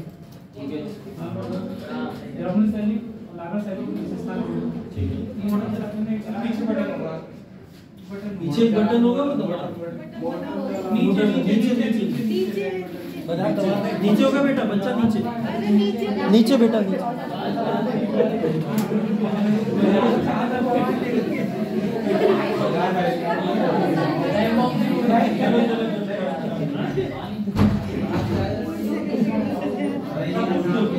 हाँ, पहला क्वेश्चन सुनो, पहला क्वेश्चन था आर्ट एंड कल्चर के ऊपर। हाँ, देखो इन्होंने पूछा आर्ट एंड कल्चर, कला एवं संस्कृति पढ़ने के पीछे क्या लॉजिक है। यूपीएससी ने ये सिलेबस आपके स्पॉट में रखा ही है। पहली चीज, कला एवं संस्कृति पढ़ने के पीछे का सबसे बड़ा कारण ये है कि हम अपने समाज को, अपनी सोसाइटी को और उस संस्कृति को जान सके, जिस संस्कृति के अंदर हम लोग पल बढ़ रहे हैं, ठीक है। जिस संस्कृति में हम लोग पल पढ़ रहे हैं, उस संस्कृति को हम लोग अच्छे से जान सके। हमारी संस्कृति बहुत मिली जुली है, ठीक है, हमारी संस्कृति बहुत मिली जुली है। हमने अक्सर देखा है कि पॉलिटिकल दृश्य के तौर पर कुछ संस्कृति को अच्छा बोला जाता है, कुछ संस्कृति को बुरा बोला जाता है, और ऐसी तमाम संस्कृति को लेकर अलग अलग लोगों के क्या विचारधारा हैं। हमें कला एवं संस्कृति इसलिए पढ़ाई जाती है जिससे हम लोग सामंजस्य बैठा सके उन तमाम संस्कृतियों में, उन तमाम कलाओं में। जैसे हम लोग एक संस्कृति पढ़ते हैं, अभी जो प्राचीन पढ़ रहे हैं हम लोग, गुप्ता एम्पायर की पढ़ रहे हैं, मौर्य एम्पायर की पढ़ रहे हैं, तो ये संस्कृति हमें क्या दिखाती है? हमारी प्राचीन सभ्यता कैसी थी, कि हम लोग रहते कैसे थे, हमारा समाज कैसा था और वो समाज कैसे धर्म का अनुपालन किया। ठीक है, ये सब कॉमन हो गया। दूसरी चीज, अगर हम लोग मध्यकालीन भारत में मध्यकालीन में क्या देखते हैं, इंडो इस्लामिक आर्किटेक्चर देखते हैं। मतलब भारत ने जब इस्लामिक आर्किटेक्चर को अपनाया तो वो आर्किटेक्चर मीनारों के फॉर्म में देखे, है ना, कुतुब मीनार जैसे एक एग्जाम्पल है, ठीक है, गुंबदों के फॉर्म में दिखे। तो ये आर्किटेक्चर एक अलग तरीके का बना और ये आर्किटेक्चर का प्रभाव हमारे प्राचीन आर्किटेक्चर में क्या पड़ा, इसको जानने के लिए हम लोग आर्ट एंड कल्चर, ठीक है, नहीं तो आर्ट एंड कल्चर को बेसिकली पढ़ा किस लिए जाता है, पढ़ने के पीछे का लॉजिक बहुत सिंपल है, हमें अपनी संस्कृति के बारे में जानना, वो संस्कृति जो कंपोजिट कल्चर को ग्रो कर रही है, तमाम तरीके के दृश्य जो हमारे देश के अंदर है, उन दृश्यों को अलग अलग तरीके से कैसे समझा जाए, ये हमें सिखाता है आर्ट एंड कल्चर। दूसरा क्वेश्चन क्या है, नागर शैली, द्रविड़ शैली, वैश्य शैली, लोक विशेषता। दो विशेषता। नागर शैली के मंदिरों की एक विशेषता तो ये उत्तर भारत के मंदिर हैं, ठीक है, और द्रविड़ शैली दक्षिण भारत के मंदिर हुआ करते हैं। दूसरी विशेषता ये, इस तरीके के मंदिरों को गुप्ता एम्पायर के शासकों द्वारा पूरी तरीके से संचालित किया जाता था या उन्हीं एम्पायर के लोगों ने इसको बनाया। दक्षिण में चले जाए तो पल्लवास, ठीक है, पल्लवास ने स्टार्ट किया दक्षिण भारत के टेम्पल्स को, जिसको द्रविड़ स्टाइल बोला जाता है, और दक्षिण भारत के टेम्पल्स को चोला, चेरा और पांड्या किंगडम में संरक्षण दिया। दूसरा एग्जाम्पल। तीसरा एग्जाम्पल, उत्तर भारत के जो नागर शैली के मंदिर होते थे, उनकी विशेषता ये होती थी कि मंदिर को बनाने में जिस कलाकृति को यूज किया जाता था उसके अंदर पंचायतन का यूज अक्सर देखा गया है, ठीक है। वहां पे क्या होता था, पंचायतन नहीं, एक ही टाइप का मंदिर दिखेगा, मतलब अगर शैव से रिलेटेड है तो भगवान शिवा का ही मंदिर होगा, आसपास और कोई टेम्पल नहीं होगा। ये उसकी एक अलग विशेषता, यहाँ की ये अलग विशेषता। वाटर टैंक्स बता दिया, चौथा एग्जाम्पल उसका कि वाटर टैंक्स नागरा वाले में नहीं मिलते, लेकिन द्रविड़ वाले में मिलते हैं, तो चार डिफरेंस हो गया। तो ठीक है, सर डरमन कॉलेज कौन सी शैली में हुआ है? डरमन कॉलेज आप लोग जाइए। बेसर शैली की, अभी बेसर शैली की देखो, पहली बात तो तुमसे सुनो, बेसर शैली का क्वेश्चन पूछा जाए तो पहली बात तो तुम लोग अभी सिर्फ नागर शैली पढ़ लो, पहली बात तो तुम लोग अभी नागर शैली पढ़ लो। अगर आपसे द्रविड़ और बेसर से पूछा भी जाए तो आप लोग क्या पढ़ रहा अभी, सिर्फ नागर, लेकिन फिर भी द्रविड़ से रिलेटेड कोई बता लेगा, बहुत अच्छी बात है, जैसे मैंने बता दिया। बेसर शैली का भी बता दे रहा हूँ। बेसर शैली मध्य भारत के अंदर विस्तारित मंदिरों को बोला जाता था, जो आर्किटेक्चर मध्य भारत में बने। उन मध्य भारत के मंदिरों को काकतीय राजवंश और चालुक्य राजवंश के शासकों ने बनवाया था। ऐसे मंदिर की जो आकृति देखने को मिलती है उसके अंदर दोनों तरीके की कलाओं का प्रदर्शन है, चाहे वो नागर शैली हो चाहे वो द्रविड़ शैली हो, तो दोनों का मर्जर क्या बनता था, इस तरीके के टेम्पल्स का फॉर्म बन जाता था। तो ये बेसर शैली की कुछ विशेषताएं, ठीक है। तो ये तीन टाइप का आर्किटेक्चर और तीनों टाइप के आर्किटेक्चर की ये अलग अलग विशेषता है। आप किसी को कोई डाउट? सर बेसर में नागर और द्रविड़ दोनों मिक्स होते हैं, दोनों। तो क्या गोला गोकर्णनाथ जो है उसको हम बेसर में ही कर सकते हैं? नहीं, गोला गोकर्णनाथ तो बेसर शैली का मंदिर नहीं, इसमें दोनों की विशेषता पाई जाती है। वैसे उसे नागर शैली का ही मंदिर बोला जाता है उत्तर भारत में होने की वजह से, और जिन राजवंशों ने बसवाया तो उस वजह से उसको और बोला जाता है नागर का। द्रविड़ की एक चीज उसके अंदर देखने को मिलेगी, तो एक क्वालिटी की वजह से हम उसको मर्ज नहीं कर सकते, ठीक है। कई सारी क्वालिटीज का मर्जर होता है तब होता है। हाँ ड्रमन भाई, डरमन कॉलेज कौन सी शैली का है? ड्रमन कॉलेज कौन सी शैली मंदिर है?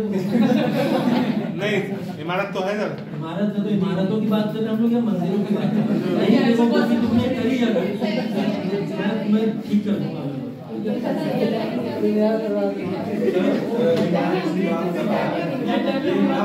शैली की बात करो, मंदिर की शैली, जैसे राष्ट्रपति भवन है हमारा, अभी वो नवनोर शैली मैं आपको भी आर्ट्स फॉर्म भी बताऊंगा, जिसके आर्ट फॉर्म्स के अंदर आप गंधार शैली को भी देखोगे, मथुरा शैली को भी देखोगे, ठीक है। ऐसी शैलियां भी तो अभी पढ़नी है। तो ये शैलियां क्या दर्शाती है, वो शैलियां दर्शाती है कि आर्किटेक्चर या इमारतें कैसी बनी होती है, उन इमारतों का वर्णन करती है, ठीक है। सर जो द्रविड़ शैली आपने बताया, इसमें जो पाउंड वगैरह डाला, ये क्यों बना रहा है, कारण क्या है? कारण क्या था बनाने का? देखो अभी इन्होंने जैसे बोला स्नान करना, वो तो कारण नहीं था, ठीक है, वो बात ध्यान रखना। पास पानी को या उस तरीके की चीजों को बनाने का एक मतलब ये होता था, एनवायरमेंटल बेसिस पे बनाई जाती है पहली तो चीज, क्योंकि मंदिरों के अंदर काफी सारा पानी यूज होता है, ठीक है, बहुत सारी चीजें यूज होती हैं। तो उसका क्या है, जो निकास है वो निकास बाहर कैसे करा जाए, किस तरीके से निकाला जाए, उसको उसको प्योरीफाई कैसे करा जाए, उस वजह से आसपास वाटर टैंक्स बना देते थे। पहली चीज ये होती थी। दूसरी चीज अगर हम लोग विशेषता के फॉर्म में देखें तो मंदिर के अंदर जब आप एंटर करोगे तो एंटर करने से पहले कुछ लोगों का ये मानना था दक्षिण भारत में कि आपको पवित्र होना बहुत जरूरी है, और कई सारे लोग पवित्रता के साथ में शायद ना पहुंच पाए हों, तो क्या करा जाता था, उनको पानी का वो वाटर टैंक दिया जाता था कि जिससे आप अपने आप को पवित्र करके फिर एंट्रेंस वहां पे ले सको। 2-3 विशेषताएं हैं इसकी वाटर टैंक्स की। और तीसरी चीज जो सबसे खास है वो ये है कि वहां की सौंदर्यता को बढ़ाने के लिए वाटर टैंक्स को वहां पे यूज किया जाता है। ठीक है, बस इस चीज को ध्यान रखना। और किसी का कोई क्वेश्चन? और कुछ नहीं है यहाँ तक? सब क्लियर? तो हम लोग अभी तक नागर शैली के मंदिरों की विशेषताओं की बात कर रहे हैं। ठीक है, नागर शैली के मंदिरों की विशेषता तक जो भी क्वेश्चन आएगा वो आप लोग बता लोगे, सब सामने है। ठीक है, सारी चीजें हैं। अब मैं आपसे थोड़े प्रीवियस क्वेश्चंस पूछूंगा, उसके मुझे कुछ आंसर दीजिए। ठीक है, जैसे हम लोग ने जब प्राचीन इतिहास शुरू किया तो प्राचीन इतिहास के अंदर हम लोग ने पढ़ा इंडस वैली सिविलाइजेशन, सिंधु घाटी की शुरुआत कब हुई? 2350 ईसा। ठीक है, ऑफिशियल डेट 2350 ईसा। कब तक चला? 1750 ईसा को। सबसे बड़ा शहर हड़प्पा।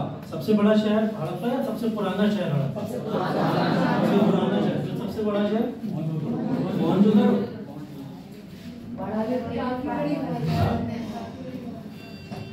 सबसे बड़ा और सबसे पुराना दोनों अलग है, ध्यान रखिए। सबसे बड़ा शहर की बात अगर आ रही है तो उसके अंदर राखी गढ़ी आता है। सबसे बड़ा शहर जो कौन सा है?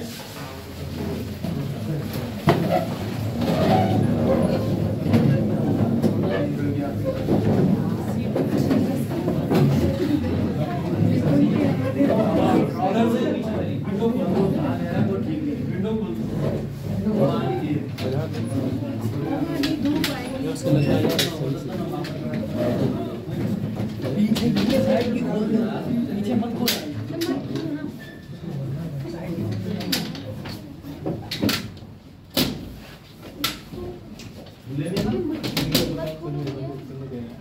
फोटो लिया करो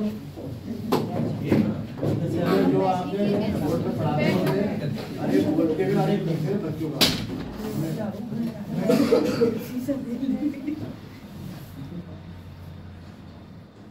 कैमरा ऊपर उठाना यार, मोबाइल को एक बार बैठ जाओगे तो क्लास आ जाएगा। बैठ जाओगे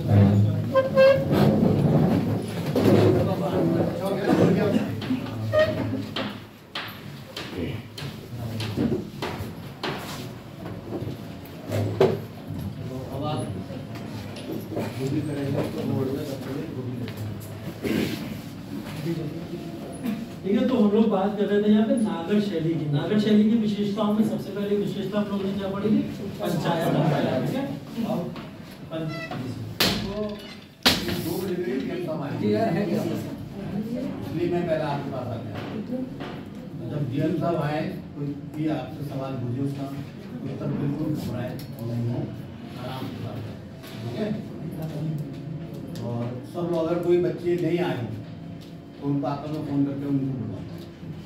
40-30 बन हो गया और एक बार टीवी पढ़ सकती क्या यहाँ पे ऐसे में आ सकती है ना, तो पढ़वा दो।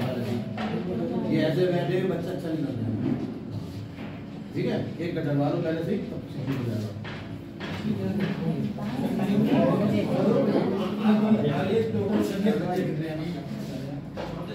उसी टाइम में गिने के